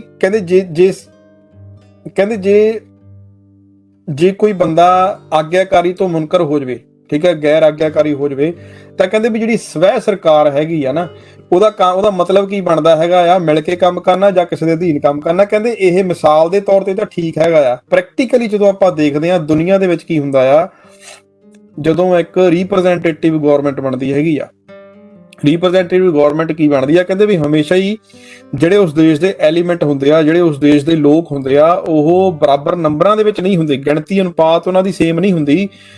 ਕੋਈ ਮਿਨੋਰਿਟੀ ਵਿੱਚ ਹੁੰਦੇ ਆ, ਕੋਈ ਮੈਜੋਰਟੀ ਦੇ ਵਿੱਚ ਹੁੰਦੇ ਆ। ਹਮੇਸ਼ਾ ਹੀ ਕਹਿੰਦੇ ਇਦਾਂ ਹੁੰਦਾ, ਜਿਹੜਾ ਮੈਜੋਰਟੀ ਦੇ ਵਿੱਚ ਹੁੰਦੇ ਆ ਉਹਨਾਂ ਦੇ ਅਧੀਨ ਜਿਹੜੀ ਮਿਨੋਰਿਟੀ ਹੁੰਦੀ ਆ ਉਹਨਾਂ ਨੂੰ ਕੰਮ ਕਰਨਾ ਪੈਂਦਾ ਆ। ਇਹ ਅਸਲੀ ਕਾਰਨ, ਇਹ ਗੱਲ ਅਸਲੀ ਹੈ। ਬਾਬਾ ਸਾਹਿਬ ਕਹਿੰਦੇ ਹੈਗੇ ਆ, ਕਹਿੰਦੇ ਵੀ ਜਿਹੜਾ ਉੱਪਰ ਆਪਾਂ ਗੱਲ ਕੀਤੀ ਹੈਗੀ ਆ ਕਿ ਸੈਲਫ ਗਵਰਨਮੈਂਟ ਜਿਹੜੀ ਆ ਉਹਦਾ ਕੰਮ ਕਰਨ ਦਾ ਤਰੀਕਾ ਕੀ ਹੈਗਾ ਆ। ਜੇ ਪਾਰਲੀਮੈਂਟਰੀ ਸਰਕਾਰ ਨੇ ਕੰਮ ਕਰਨਾ ਹੈਗਾ, ਜਦੋਂ ਉੱਪਰ ਵੈਲਫੇਅਰ ਨੇ ਦੱਸਿਆ ਸੀਗਾ ਕਿ ਬੁਨਿਆਦੀ ਤੌਰ ਦੇ ਉੱਤੇ ਸਾਰੇ ਪਾਰਟੀਆਂ ਦਾ ਜਿਹੜਾ ਟੀਚਾ ਜਿਹੜਾ ਆ ਉਹ ਇੱਕ ਹੋਣਾ ਚਾਹੀਦਾ। ਬਾਬਾ ਸਾਹਿਬ ਕਹਿੰਦੇ ਉਹ ਕੁਝ ਗੱਲਾਂ ਮਿਸ ਕਰ ਗਿਆ ਹੈਗਾ ਆ। ਬਾਬਾ ਸਾਹਿਬ ਕਹਿੰਦੇ ਉਹ ਇਹ ਚੀਜ਼ਾਂ ਮਿਸ ਕਰ ਗਿਆ। ਉਹ ਕੀ ਚੀਜ਼ ਮਿਸ ਕਰ ਗਿਆ ਉਹ ਫਿਰ ਅੱਗੇ ਦੱਸਦੇ ਹੈਗੇ। ਕਹਿੰਦੇ ਵੀ ਸੈਕੰਡ ਪੁਆਇੰਟ ਜਿਹੜਾ ਉਹ ਮਿਸ ਕਰ ਗਿਆ, ਉਹ ਇਹ ਦੱਸਦਾ ਵੀ ਓਬੀਡੀਐਂਸ, ਉਹ ਹਕੂਮਤ ਦਾ ਆਦਰ ਕਰਦੇ ਆ, ਕੀ ਉਹ ਹਕੂਮਤ ਦੀ ਉਲੰਘਣਾ ਕਰਦੇ ਆ। ਸਰਕਾਰ ਬਣ ਵੀ ਜਾਊਗੀ, ਠੀਕ ਹੈ, ਪਰ ਫਿਰ ਵੀ ਜੇ ਹਕੂਮਤ ਦੀ ਉਹ ਉਲੰਘਣਾ ਕਰਦੇ ਆ, ਉਹ ਓਬੀਡੀਐਂਸ ਨਹੀਂ ਹੈਗੇ, ਉਹ ਆਗਿਆਕਾਰੀ ਨਹੀਂ ਹੈਗੇ, ਤਾਂ ਫਿਰ ਸਰਕਾਰ ਕਿੱਦਾਂ ਚੱਲੂਗੀ। ਅੱਗੇ ਬਾਬਾ ਸਾਹਿਬ ਦੱਸਦੇ ਕਿ ਜਿਹੜਾ ਜੇਮਸ ਬਰਾਇਸ ਆ, ਕਹਿੰਦੇ ਉਹ ਡਿਸਕਸ ਕਰਦਾ ਹੈਗਾ ਆ ਵੀ ਜਿਹੜਾ ਪਾਰਲੀਮੈਂਟ ਗਵਰਨਮੈਂਟ ਹੈਗੀ ਆ ਜਾਂ ਪਾਰਲੀਮੈਂਟਰੀ ਸਰਕਾਰ ਹੈਗੀ ਆ, ਉਹਦਾ ਕੰਮ ਕਰਨ ਦਾ ਜਿਹੜਾ ਜ਼ਰੂਰੀ ਚੀਜ਼ਾਂ ਕਿਹੜੀਆਂ ਹੈਗੀਆਂ ਆ। ਕਹਿੰਦੇ ਇੱਕ ਤਾਂ ਜ਼ੋਰ ਜ਼ਬਰਨ ਦੇ ਨਾਲ ਅਸੀਂ ਮਤਲਬ ਕਿ ਇੱਕ ਸਟੇਟ ਬਣਾ ਸਕਦੇ ਹੈਗੇ ਆ, ਜਿਹੜੀ ਕਿ ਧੱਕਾ ਜਿਹੜਾ ਕਿਸੇ ਨਾਲ ਕਰਕੇ ਅਸੀਂ ਇੱਕ ਸਟੇਟ ਬਣਾ ਸਕਦੇ ਹਾਂ, ਇੱਕ ਦੇਸ਼ ਬਣਾ ਸਕਦੇ ਹਾਂ। ਪਰ ਜਿਹੜੀ ਫੋਰਸ ਹੈਗੀ ਆ, ਜਿਹੜਾ ਧੱਕਾ ਹੈਗਾ ਆ, ਜ਼ੋਰ ਹੈਗਾ ਆ, ਜਬਰਨ ਹੈਗਾ ਆ, ਇਹ ਇੱਕ ਇੰਪੋਰਟੈਂਟ ਜਿਹੜਾ ਆ ਫੈਕਟਰ ਨਹੀਂ ਹੈਗਾ, ਅੰਸ਼ ਨਹੀਂ ਹੈਗਾ। ਕਹਿੰਦੇ ਵੀ ਜਿਹੜਾ ਮੇਨ ਅੰਸ਼ ਹੈਗਾ ਆ, ਉਹ ਬਾਬਾ ਸਾਹਿਬ ਦੱਸਦੇ ਹੈਗੇ, ਜਿਹੜਾ ਸਾਰੀਆਂ ਪੋਲੀਟੀਕਲ ਕਮਿਊਨਿਟੀਜ਼ ਨੂੰ ਇਕੱਠਾ ਰੱਖਦਾ ਹੈਗਾ ਆ, ਉਹ ਹੈਗੀ ਓਬੀਡੀਐਂਸ, ਆਗਿਆਕਾਰੀ ਹੋਣਾ। ਹੁਣ ਕਹਿੰਦੇ ਜਿਹੜੇ ਬੰਦੇ ਆਗਿਆਕਾਰੀ ਹੋਣਗੇ, ਪਾਲਣਾ ਕਰਨਗੇ, ਹੈ ਨਾ, ਇਹ ਗਵਰਨਮੈਂਟ ਇਹਨਾਂ ਤੇ ਡਿਪੈਂਡ ਕਰਦੀ ਹੈ ਵੀ ਜਿਹਦੇ ਕੋਲ ਲੋਕ ਆਗਿਆਕਾਰੀ ਹੋਣਗੇ, ਉੱਥੇ ਦੇ ਨਾਗਰਿਕ, ਉੱਥੇ ਦੇ ਜਿਹੜੇ ਨਾਗਰਿਕ ਹੈਗੇ ਆ ਜਾਂ ਆਮ ਲੋਕ ਹੈਗੇ ਆ ਜਾਂ ਡਿਫਰੈਂਟ ਕਮਿਊਨਿਟੀਜ਼ ਦੇ ਜਿਹੜੇ ਲੋਕ ਹੈਗੇ ਆ, ਜੇ ਉਹ ਆਗਿਆਕਾਰੀ ਹੋਣਗੇ ਆਪਣੇ ਦੇਸ਼ ਦੇ ਪ੍ਰਤੀ ਜਾਂ ਉਹ ਕਾਨੂੰਨ ਦੀ ਪਾਲਣਾ ਕਰਨਗੇ, ਇਹ ਚੀਜ਼ਾਂ ਬਹੁਤ ਮੈਟਰ ਕਰਦੀਆਂ। ਇਹ ਚੀਜ਼ ਛੱਡ ਗਿਆ। ਕਹਿੰਦੇ ਰਾਈਸ ਦੇ ਅਕੋਰਡਿੰਗਲੀ ਜਿਹੜਾ ਰਵੱਈਆ ਆ, ਜਿਹੜਾ ਇਸ ਆਗਿਆਕਾਰੀ ਮਨੁੱਖ ਨੂੰ ਆਗਿਆਕਾਰੀ ਬਣਾਉਂਦਾ ਹੈ, ਕੁਝ ਚੀਜ਼ਾਂ ਉਹਦੇ ਵਿੱਚ ਕੁਝ ਗੁਣ ਹੁੰਦੇ, ਇੱਕ ਸੁਸਤੀ ਕਹਿ ਲੈਂਦੇ, ਇੱਕ ਸਨਮਾਨ ਕਹਿ ਲੈ, ਇੱਕ ਹਮਦਰਦੀ ਕਹਿ ਲੈਂਦੇ, ਇੱਕ ਫੀਅਰ ਕਹਿ ਲੈਂਦੇ, ਇੱਕ ਰੀਜ਼ਨ ਕਹਿੰਦੇ ਨਾ। ਤੇ ਬਾਬਾ ਸਾਹਿਬ ਕਹਿੰਦੇ ਕਿ ਇਹ ਸਾਰਿਆਂ ਦੀ ਜਿਹੜੀ ਵੈਲਿਊ ਹੈਗੀ ਆ ਸੇਮ ਨਹੀਂ ਹੈਗੀ। ਸਭ ਨਾਲੋਂ ਇਹਨਾਂ ਵਿੱਚੋਂ ਇੰਪੋਰਟੈਂਟ ਚੀਜ਼ ਜਿਹੜੀ ਹੈਗੀ ਆ ਉਹ ਡਿਫਰੈਂਸ ਤੇ ਸਿੰਪਥੀ ਹੈਗੀ ਆ। ਸਨਮਾਨ ਤੇ ਸਿੰਪਥੀ ਜਾਨੀ ਕਿ ਹਮਦਰਦੀ, ਇਹ ਦੋਨੇ ਚੀਜ਼ਾਂ ਬਹੁਤ ਹੋਣੀਆਂ ਜ਼ਰੂਰੀ ਆ। ਸੋ ਲੋਕਾਂ ਦੇ ਵਿੱਚ ਬਾਬਾ ਸਾਹਿਬ ਦੱਸਣਾ ਚਾਹੁੰਦੇ ਆ ਕਿ ਸਕਸੈਸਫੁਲ ਸਰਕਾਰ ਦੇ ਨੂੰ ਜੇ ਕੰਮ ਕਰਨਾ ਆ, ਪ੍ਰੋਪਰਲੀ ਜੇ ਕੰਮ ਕਰਾਉਣਾ ਹੈ ਸਰਕਾਰ, ਜੇ ਪਾਰਲੀਮੈਂਟਰੀ ਕਿੱਦਾਂ ਕੰਮ ਕਰ ਸਕਦੀ ਆ, ਪਾਰਲੀਮੈਂਟਰੀ ਗਵਰਨਮੈਂਟ ਕਿੱਦਾਂ ਕੰਮ ਕਰ ਸਕਦੀ ਆ, ਉਹਦੇ ਵਿੱਚ ਇੱਕ ਤਾਂ ਬੁਨਿਆਦੀ ਤੌਰ ਦੇ ਉੱਤੇ ਸਾਰੀਆਂ ਪਾਰਟੀਆਂ ਦਾ ਟੀਚਾ ਇੱਕ ਹੋਣਾ ਚਾਹੀਦਾ। ਦੂਸਰੇ ਨੰਬਰ ਦੇ ਉੱਤੇ ਉਹਨਾਂ ਦੇ ਅੰਦਰ ਇੱਕ ਦੂਜੇ ਦੇ ਅੰਦਰ ਭਾਵਨਾ ਜਿਹੜੀ ਆ ਹਮਦਰਦੀ ਹੋਣੀ ਚਾਹੀਦੀ ਆ ਤੇ ਸਨਮਾਨ ਹੋਣਾ ਬਹੁਤ ਜ਼ਰੂਰੀ ਆ। ਜੇ ਚੀਜ਼ਾਂ ਨਹੀਂ ਹੈਗੀਆਂ ਫਿਰ ਜਿਹੜੀ ਗਵਰਨਮੈਂਟ ਕੰਮ ਨਹੀਂ ਕਰਦੀ। ਹੁਣ ਬਾਬਾ ਸਾਹਿਬ ਕਹਿੰਦੇ ਹੈਗੇ ਆ, ਬਾਬਾ ਸਾਹਿਬ ਕਹਿੰਦੇ ਕਿ ਇਹ ਚੀਜ਼ਾਂ ਹੁਣ ਜਿਹੜੀਆਂ ਦੋ ਚੀਜ਼ਾਂ ਹੈਗੀਆਂ ਆ, ਇੱਕ ਤਾਂ ਸਾਰੀ ਪਾਰਟੀਆਂ ਦਾ ਬੁਨਿਆਦੀ ਟੀਚਾ ਇੱਕ ਹੋਣਾ ਚਾਹੀਦਾ, ਨੰਬਰ 2 ਉਹਨਾਂ ਦੇ ਅੰਦਰ ਇੱਕ ਦੂਜੇ ਪ੍ਰਤੀ ਹਮਦਰਦੀ ਤੇ ਸਨਮਾਨ ਹੋਣਾ ਚਾਹੀਦਾ ਆ। ਹੁਣ ਬਾਬਾ ਸਾਹਿਬ ਕਹਿੰਦੇ ਕੀ ਇਹ ਹਿੰਦੂਆਂ ਦੇ ਵਿੱਚ ਮਿਲਦਾ ਹੈਗਾ ਆ ਕਿ ਜਦੋਂ ਹਿੰਦੂ ਆਪਣੀ ਹਕੂਮਤ ਬਣਾਉਣਗੇ, ਜਦੋਂ ਹਿੰਦੂ ਆਪਣੀ ਹਕੂਮਤ ਬਣਾਉਣਗੇ ਕੀ ਮੁਸਲਮਾਨ ਉਹਨੂੰ ਓਬੇ ਕਰਨਗੇ, ਕੀ ਮੁਸਲਮਾਨ ਉਹਦਾ ਪਾਲਣ ਕਰਨਗੇ? ਹੁਣ ਕਹਿੰਦੇ ਬਾਬਾ ਸਾਹਿਬ ਕਹਿੰਦੇ ਉਹਨਾਂ ਦੀ ਕੁਰਾਨ ਦੇ ਵਿੱਚ ਕੀ ਹੈਗਾ ਆ, ਉੱਥੇ ਆਪਾਂ ਪੜ੍ਹਦੇ ਆ, ਬਾਬਾ ਸਾਹਿਬ ਕਹਿੰਦੇ ਕਿ ਹੁਣ ਇਹਦੇ ਉੱਤੇ ਦੋ ਰਾਵਾਂ ਨਹੀਂ ਕਹਿੰਦੇ ਹੋਣੀਆਂ ਚਾਹੀਦੀਆਂ। ਕਹਿੰਦੇ ਮੁਸਲਮਾਨ ਜਿਹੜੇ ਆ ਹਿੰਦੂਆਂ ਨੂੰ ਕਾਫਰ ਕਹਿੰਦੇ ਆ, ਕਾਫਰਾਂ ਦੀ ਕੋਈ ਇੱਜ਼ਤ ਨਹੀਂ ਹੁੰਦੀ, ਕਾਫਰ ਜਿਹੜੇ ਆ ਉਹ ਨੀਵੇਂ ਦਰਜੇ ਦੇ ਸ਼ਹਿਰੀ ਹੁੰਦੇ ਆ। ਤੇ ਕਹਿੰਦੇ ਇਸੇ ਕਰਕੇ ਜਿਹੜੇ ਮੁਸਲਮਾਨ ਹੈਗੇ ਆ ਉਹ ਜਿਹੜਾ ਦੇਸ਼ ਕਾਫਰਾਂ ਦੇ ਵੱਲੋਂ ਜਿਹੜੇ ਦੇਸ਼ ਦੇ ਸ਼ਾਸਕ ਕਾਫਰ ਹੈਗੇ ਆ, ਇਸੇ ਕਰਕੇ ਮੁਸਲਮਾਨ ਜਿਹੜੇ ਆ ਉਹਨੂੰ ਦਰ ਉਲ ਹਰਬ ਕਹਿੰਦੇ ਆ। ਕਹਿੰਦੇ ਹੁਣ ਇਸ ਚੀਜ਼ ਨੂੰ ਦੱਸਣ ਦੀ ਵਾਲੀ ਅੱਗੇ ਲੋੜ ਨਹੀਂ ਹੈ। ਹੋਰ ਚੀਜ਼ ਦੱਸਦਾ ਬਾਬਾ ਸਾਹਿਬ ਇਹਦੇ ਵਿੱਚ ਐਗਜ਼ਾਮਪਲ ਦਿੰਦੇ ਹੈਗੇ। ਬਾਬਾ ਸਾਹਿਬ ਕਹਿੰਦੇ ਵੀ ਇੱਕ ਖਿਲਾਫਤ ਪੇਪਰ ਦੇ ਵਿੱਚ ਜਿਹੜਾ ਖਿਲਾਫਤ ਪੇਪਰ ਜਿਹਦਾ ਨਾਮ ਇਨਸਾਫ ਸੀਗਾ, ਇੱਕ ਮੁਸਲਮਾਨ ਲਿਖਦਾ ਹੈਗਾ ਆ ਮਹਾਤਮਾ ਗਾਂਧੀ ਦੇ ਬਾਰੇ। ਕਹਿੰਦੇ ਉਹ ਤੁਹਾਨੂੰ ਇੱਕ ਝਲਕ ਜਿਹੜੀ ਆ ਉਹ ਮਿਲ ਜਾਣੀ ਇਹਦੇ ਵਿੱਚੋਂ ਵੀ ਕੀ ਲਿਖਦਾ ਉਹ। ਕਹਿੰਦਾ ਵੀ ਉਹਦੇ ਵਿੱਚ ਇੱਕ ਸਵਾਲ ਖੜਾ ਕਰਦਾ ਆ ਕਿ ਇੱਕ ਮੁਸਲਮਾਨ ਜਿਹੜਾ ਆ ਆਪਣੀ ਭਾਸ਼ਣਾਂ ਦੇ ਵਿੱਚ ਜਾਂ ਆਪਣੀਆਂ ਲਿਖਤਾਂ ਦੇ ਵਿੱਚ ਕੀ ਉਹਨੂੰ ਇਦਾਂ ਦੇ ਸ਼ਬਦ ਨੌਨ ਮੁਸਲਮਾਨ ਦੇ ਲਈ ਵਰਤਣੇ ਚਾਹੀਦੇ ਆ ਕਿ ਨਹੀਂ, ਕੀ ਕਿੱਦਾਂ ਦੇ ਸ਼ਬਦ ਉਹ ਅੱਗੇ ਲਿਖਦਾ ਹੈਗਾ ਆ। ਕਹਿੰਦੇ ਇੱਕ ਮੁਸਲਮਾਨ ਨੂੰ ਕਿਸੇ ਨੌਨ ਹਿੰਦੂ ਨੂੰ ਸਵਾਮੀ ਤੇ ਮਹਾਤਮਾ ਨਹੀਂ ਕਹਿਣਾ ਚਾਹੀਦਾ। ਸਵਾਮੀ ਦਾ ਮਤਲਬ ਕਹਿੰਦੇ ਮਾਸਟਰ ਹੁੰਦਾ ਆ ਤੇ ਮਹਾਤਮਾ ਦਾ ਜਿਹੜਾ ਮਤਲਬ ਹੈਗਾ ਆ ਉਹ ਅਧਿਆਤਮਿਕ ਤੌਰ ਤੇ ਸਭ ਨਾਲੋਂ ਉੱਚਾ ਹੁੰਦਾ ਆ, ਜਿਵੇਂ ਕਿ ਇਸਲਾਮ ਦੇ ਵਿੱਚ ਰੂਹ ਈ ਅਜ਼ਾਮ ਨੂੰ ਕਿਹਾ ਜਾਂਦਾ ਆ। ਕਹਿੰਦੇ ਇਹ ਜਿਹੜਾ ਸਾਨੂੰ ਕੁਰਾਨ ਦੇ ਵਿੱਚ ਅਸੀਂ ਇਹ ਕਿਸੇ ਨੌਨ ਮੁਸਲਿਮ ਨੂੰ ਇਹ ਇੰਨਾ ਉੱਚਾ ਦਰਜਾ ਨਹੀਂ ਦੇ ਸਕਦੇ। ਹੁਣ ਉਹ ਅੱਗੇ ਫਰਦਰ ਮੰਗ ਕਰਦਾ ਹੈਗਾ ਆ ਕਿ ਜਿਹੜੀਆਂ ਸਾਡੀਆਂ ਮੁਸਲਮਾਨ ਅਥਾਰਟੀ ਹੈਗੀਆਂ, ਪਦ ਅਧਿਕਾਰਤ ਜਿਹੜੀਆਂ ਸੰਸਥਾਵਾਂ ਹੈਗੀਆਂ, ਉਹਨਾਂ ਵੱਲੋਂ ਫਤਵਾ ਦਿਵਾਉਣ ਦੀ ਗੱਲ ਕਰਦਾ ਵੀ ਸਾਰੇ ਮੁਸਲਮਾਨ ਜਿਹੜੇ ਹੈਗੇ ਆ ਉਹਨਾਂ ਨੂੰ ਇਹ ਫਤਵਾ ਜਾਰੀ ਕੀਤਾ ਜਾਵੇ ਕਿ ਜਿਹੜੇ ਨੌਨ ਮੁਸਲਿਮ ਹੈਗੇ ਆ ਉਹਨਾਂ ਨੂੰ ਇਦਾਂ ਦੇ ਸਨਮਾਨਜਨਕ ਜਿਹੜੇ ਟਾਈਟਲ ਹੈਗੇ ਆ, ਅਹੁਦਿਆਂ ਦੇ ਨਾਮਾਂ ਤੋਂ ਇਦਾਂ ਦੇ ਸਾਨੂੰ ਸਨਮਾਨਜਨਕ ਜਿਹੜੇ ਨਾਮਾਂ ਦੇ ਨਾਮ ਤੋਂ ਨਹੀਂ ਬੁਲਾਉਣਾ ਚਾਹੀਦਾ। ਸੋ ਆਹ ਤਾਂ ਉਹਨਾਂ ਦੀ ਸੋਚ ਆ ਕਹਿੰਦੇ ਮੁਸਲਮਾਨਾਂ ਦੀ, ਹਨਾ। ਤੇ ਕਹਿੰਦੇ ਇੱਕ ਹੋਰ ਕਹਿੰਦੇ ਇਨਸੀਡੈਂਟ ਮੈਨੂੰ ਯਾਦ ਆਇਆ ਵੀ ਜਦੋਂ ਗਾਂਧੀ ਜੇਲ੍ਹ ਵਿੱਚੋਂ ਰਿਲੀਜ਼ ਹੁੰਦਾ ਆ 1924 ਨੂੰ, ਕਹਿੰਦੇ ਇੱਕ ਖੁਸ਼ੀ ਦਾ ਮਾਹੌਲ ਦੇ ਲਈ ਇੱਕ ਸਮਾਗਮ ਰੱਖਿਆ ਜਾਂਦਾ ਆ ਤੀਬੀਆ ਕਾਲਜ ਆਫ ਯੂਨਾਨੀ ਮੈਡੀਸਨ ਦੇ ਵਿੱਚ। ਕਿਹਦੇ ਵੱਲੋਂ ਰੱਖਿਆ ਜਾਂਦਾ? ਉਹ ਕਹਿੰਦੇ ਹਾਕਿਮ ਅਜ਼ਮਲ ਖਾਨ ਦਿੱਲੀ ਵਿਖੇ ਰੱਖਿਆ ਜਾਂਦਾ ਹੈਗਾ ਆ। ਉੱਥੇ ਕਹਿੰਦੇ ਵੀ ਇੱਕ ਹਿੰਦੂ ਸਟੂਡੈਂਟ ਹੁੰਦਾ ਆ, ਉਹ ਗਾਂਧੀ ਦੀ ਤੁਲਨਾ ਜਿਹੜੀ ਆ ਹਜ਼ਰਤ ਈਸਾ ਜਾਣੀ ਕਿ ਜੀਸਸ ਦੇ ਨਾਲ ਕਰਦਾ ਹੈਗਾ ਆ। ਤੇ ਜਿਹੜੇ ਮੁਸਲਮਾਨ ਸਟੂਡੈਂਟ ਹੁੰਦੇ ਆ ਉਸ ਹਿੰਦੂ ਵਿਦਿਆਰਥੀ ਨੂੰ ਧਮਕੀਆਂ ਦਿੰਦੇ ਆ। ਤੇ ਅੱਗੇ ਬਾਬਾ ਸਾਹਿਬ ਦੱਸਦੇ ਹੈਗੇ ਆ ਕਿ ਜਿਹੜਾ ਮਿਸਟਰ ਮੁਹੰਮਦ ਅਲੀ ਹੈ ਨਾ, ਜਦੋਂ ਅਲੀਗੜ੍ਹ ਵਿਖੇ ਉਹ ਬੋਲਿਆ ਸੀਗਾ, ਕਹਿੰਦੇ ਉਹਨੇ ਦੱਸਿਆ ਕਿ ਜਿਹੜਾ ਗਾਂਧੀ ਹੈਗਾ ਆ ਨਾ, ਉਹ ਭਾਵੇਂ ਜਿੰਨਾ ਮਰਜ਼ੀ ਪਿਓਰ ਆ, ਠੀਕ ਹੈ, ਸਾਡੇ ਲਈ ਉਹ ਇੰਨਾ ਪਿਓਰ ਨਹੀਂ। ਸਾਡੇ ਲਈ ਜਿਹੜਾ ਇੱਕ ਨੀਵੇਂ ਪੱਧਰ ਦਾ ਮੁਸਲਮਾਨ ਆ, ਜਿਹਦਾ ਕੋਈ ਚਰਿੱਤਰ ਵੀ ਨਹੀਂ ਹੈਗਾ, ਜਿਹਦਾ ਕੋਈ ਕਰੈਕਟਰ ਵੀ ਨਹੀਂ ਹੈਗਾ, ਉਹਦੇ ਨਾਲੋਂ ਵੀ ਥੱਲੇ ਆ ਸਾਡੇ ਲਈ ਗਾਂਧੀ। ਸਾਨੂੰ ਤਾਂ ਮੁਸਲਮਾਨ ਭਾਵੇਂ ਮਤਲਬ ਕਿ ਮਾੜੇ ਕਰੈਕਟਰ ਦਾ ਮੁਸਲਮਾਨ ਤੇ ਥੱਲੜੇ ਪੱਧਰ ਦਾ ਮੁਸਲਮਾਨ ਕਹਿੰਦੇ ਵੀ ਗੈਰ ਮੁਸਲਮਾਨ ਦੇ ਨਾਲੋਂ ਜ਼ਿਆਦਾ ਵਧੀਆ ਆ। ਕਹਿੰਦੇ ਇਸ ਸਟੇਟਮੈਂਟ ਨੇ ਬਹੁਤ ਜ਼ਿਆਦਾ ਭਾਰਤ ਦੇ ਵਿੱਚ ਜਿਹੜਾ ਆ ਉਹ ਮਤਲਬ ਕਿ ਇੱਕ ਵਿਵਾਦ ਜਿਹਾ ਖੜਾ ਕਰ ਦਿੱਤਾ। ਤੇ ਕਹਿੰਦੇ ਫਿਰ ਮੁਹੰਮਦ ਅਲੀ ਨੂੰ ਜਦੋਂ ਇਹ ਪੁੱਛਿਆ ਗਿਆ, ਜਦੋਂ ਉਹਨੇ ਮੀਟਿੰਗ ਕੀਤੀ ਹੈਗੀ ਆ ਅਮੀਨਾਬਾਦ ਪਾਰਕ ਲਖਨਊ ਵਿਖੇ, ਕਹਿੰਦੇ ਉਹਨੂੰ ਪੁੱਛਿਆ ਵੀ ਕੀ ਇਹ ਤੁਹਾਡੇ ਬਿਆਨ ਜਿਹੜੇ ਤੁਸੀਂ ਦਿੱਤੇ ਸਹੀ ਦਿੱਤੇ ਹੈਗੇ ਆ? ਕਹਿੰਦੇ ਉਹਨੇ ਬਿਨਾਂ ਝਿਜਕ ਦੇ ਫੇਰ ਦੁਬਾਰਾ ਇਹੀ ਗੱਲ ਕਹਿ ਦਿੱਤੀ, ਕਹਿੰਦੇ ਮੇਰੇ ਧਰਮ ਦੇ ਅਨੁਸਾਰ ਜਿਹੜਾ ਮਤਲਬ ਕਿ ਪਾਪੀ ਮੁਸਲਮਾਨ ਆ ਤੇ ਭ੍ਰਿਸ਼ਟ ਮੁਸਲਮਾਨ ਆ ਉਹ ਗਾਂਧੀ ਨਾਲੋਂ ਵਧੀਆ ਆ। ਸੋ ਇਹ ਉਹ ਕਹਿ ਰਹੇ ਹੈਗੇ ਆ, ਹਨਾ। ਤੇ ਅੱਗੇ ਫਿਰ ਦੱਸਦੇ ਹੈਗੇ ਆ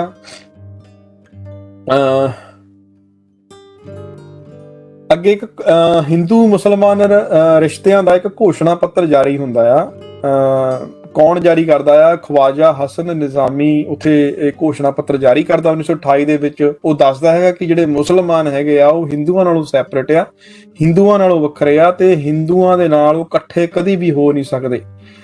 ਹਿੰਦੂਆਂ ਦੇ ਆਪਣੇ ਮੁਸਲਮਾਨਾਂ ਨੇ ਭਾਰਤ ਨੂੰ ਜਿੱਤਣ ਦੇ ਲਈ ਬਹੁਤ ਸਾਰੀ ਖੂਨੀ ਜੰਗਾਂ ਲੜੀਆਂ, ਪਰ ਉਹਨਾਂ ਤੋਂ ਬਾਅਦ ਗੋਰਿਆਂ ਨੇ ਉਹਨਾਂ ਦੇ ਕੋਲੋਂ ਰਾਜ ਖੋਹ ਲਿਆ, ਤੇ ਮੁਸਲਮਾਨ ਆਪਣੇ ਆਪ ਦੇ ਵਿੱਚ ਇੱਕ ਵੱਡਾ ਰਾਸ਼ਟਰ ਹੈਗੇ ਆ, ਤੇ ਉਹ ਭਾਰਤ ਦੇ ਮਾਸਟਰ ਹੈਗੇ ਆ ਜਾਂ ਭਾਰਤ ਦੇ ਹੁਕਮਰਾਨ ਹੈਗੇ ਆ।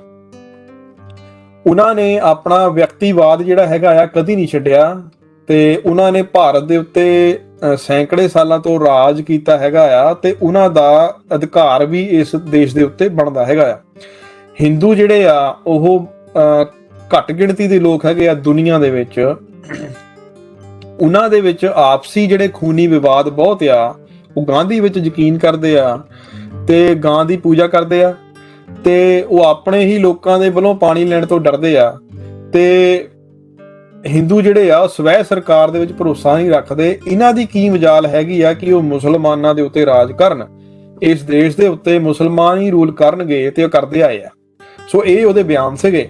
ਅੱਗੇ ਬਾਬਾ ਸਾਹਿਬ ਦੱਸਦੇ ਹੈਗੇ ਆ ਕਿ ਇਹਨਾਂ ਦੇ ਵਿੱਚ ਤਾਂ ਹੋਰ ਜ਼ਿਆਦਾ ਬਹੁਤ ਤਕੜੇ ਵਿਵਾਦ ਇਹਨਾਂ ਵਿੱਚ ਹੈਗੇ ਆ। ਕਹਿੰਦੇ ਵੀ ਹੁਣ ਹੋਇਆ ਕਿ 1926 ਦੇ ਵਿੱਚ ਕੰਟਰੋਵਰਸੀ ਹੋਈ, ਬਸ ਲਾਸਟ ਹੀ ਆ ਚੈਪਟਰ ਦਾ, ਇਹ 1-2 ਮਿੰਟ ਹੋਰ ਲੱਗਣੇ। ਕਹਿੰਦੇ ਵੀ 1926 ਦੇ ਵਿੱਚ ਇੱਕ ਕੰਟਰੋਵਰਸੀ ਹੋਈ ਸੀ ਪਾਣੀਪਤ ਦੀ ਤੀਸਰੀ ਲੜਾਈ ਨੂੰ ਲੈ ਕੇ, ਜਿਹੜੀ 1761 ਦੇ ਵਿੱਚ ਲੜੀ ਗਈ ਸੀ।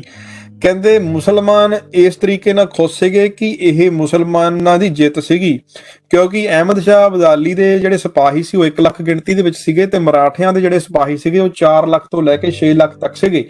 ਗਿਣਤੀ ਵਿੱਚ ਘੱਟ ਹੋਣ ਦੇ ਨਾਲ ਉਹਨਾਂ ਨੇ ਕਿਹਾ ਵੀ ਸਾਡੇ ਉੱਤੇ ਤਾਂ 5 ਲੱਖ ਜਾਂ 6 ਲੱਖ ਜਿਹੜੇ 4 ਤੋਂ 6 ਲੱਖ ਜਿਹੜੇ ਮਰਾਠੇ ਉਹ ਲੜਨ ਲਈ ਆਏ ਸੀ, ਫਿਰ ਵੀ ਅਸੀਂ ਜਿੱਤ ਪ੍ਰਾਪਤ ਕੀਤੀ ਹੈਗੀ ਆ।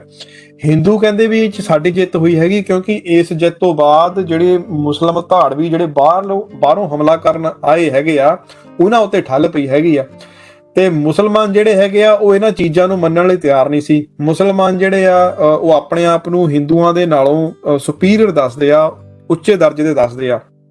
ਇਸੇ ਆਕਰੋਸ਼ ਦੇ ਵਿੱਚ ਆ ਕੇ ਮੌਲਾਨਾ ਅਕਬਰ ਸ਼ਾਹ ਜਿਹੜਾ ਹੈਗਾ ਆ ਉਹਨੇ ਪੰਡਿਤ ਮਦਨ ਮੋਹਨ ਮਾਲਵੀਆ ਨੂੰ ਆ ਕੇ ਚੈਲੰਜ ਕਰ ਦਿੱਤਾ ਹੈਗਾ ਆ। ਹੁਣ ਮਦਨ ਮੋਹਨ ਮਾਲਵੀਆ ਨੂੰ ਕੀ ਕਹਿੰਦਾ, ਮੈਨੂੰ ਬਰੀਫਲੀ ਦੱਸ ਦਵਾਂ ਵੀ ਉੱਥੇ ਕਿੱਦਾਂ ਦੀ ਕਟਾਸ਼ ਆਪਸੀ ਕਮਿਊਨਿਟੀ ਵਿੱਚ ਚੱਲ ਰਹੀ ਸੀ। ਮਦਨ ਮੋਹਨ ਮਾਲਵੀਆ ਨੂੰ ਆ ਕੇ ਉਹ ਕਹਿ ਰਿਹਾ ਹੈਗਾ ਆ ਕਿ ਵੀ ਤੁਸੀਂ ਪਾਣੀਪਤ ਦੀ ਲੜਾਈ ਸਾਡੇ ਨਾਲ ਦੁਬਾਰਾ ਲੜ ਕੇ ਦੇਖ ਲਓ। ਸਾਡੀ ਆਬਾਦੀ ਭਾਰਤ ਦੇ ਵਿੱਚ 7 ਕਰੋੜ ਆ, ਤੇ ਅਸੀਂ 700 ਮੁਸਲਮਾਨ ਲੈ ਕੇ ਆਵਾਂਗੇ। ਤੁਹਾਡੀ ਭਾਰਤ ਦੇ ਵਿੱਚ ਆਬਾਦੀ ਜਿਹੜੀ ਆ 22 ਕਰੋੜ ਆ, ਵੀ ਤੁਸੀਂ 2200 ਹਿੰਦੂ ਲਿਆਓ। ਹਾਂ, 700 ਜਿਹੜੇ ਮੁਸਲਮਾਨ ਹੋਣਗੇ ਸਾਡੇ ਸਿਪਾਹੀ, ਉਹਨਾਂ ਵਿੱਚੋਂ ਨਾ ਤਾਂ ਕੋਈ ਪਠਾਨ ਹੋਵੇਗਾ ਨਾ ਹੀ ਕੋਈ ਅਫਗਾਨੀ ਹੋਵੇਗਾ, ਕਿਉਂਕਿ ਤੁਹਾਨੂੰ ਇਹਨਾਂ ਤੋਂ ਬਹੁਤ ਡਰ ਲੱਗਦਾ, ਤੇ ਦੁਬਾਰਾ ਲੜ ਕੇ ਦੇਖ ਲਓ। ਸੋ ਇਦਾਂ ਦੀਆਂ ਜਿੱਥੇ ਹਾਲਾਤ ਦੇਸ਼ ਦੇ ਵਿੱਚ ਬਣ ਜਾਣ, ਇਦਾਂ ਦੀਆਂ ਚੁਣੌਤੀਆਂ ਇੱਕ ਦੂਜੇ ਨੂੰ ਦੇਣ, ਤੇ ਉੱਥੇ ਕਿੱਦਾਂ ਦੀ ਸਿਚੁਏਸ਼ਨ ਹੋਵੇਗੀ। ਚੈਪਟਰ ਜਿਹੜਾ ਆ ਅੱਧਾ ਹੋ ਗਿਆ ਆ, ਤੇ ਅੱਧਾ ਜਿਹੜਾ ਚੈਪਟਰ ਹੈਗਾ ਆ ਉਹ ਆਪਾਂ ਨੈਕਸਟ ਟਾਈਮ ਕਰਾਂਗੇ। ਹਾਂ, It is not about the ultimate future. Our difficulty is how to make the heterogeneous mess that we have today take a decision in common and march in a cooperative way on that road which is bound to lead us to unity.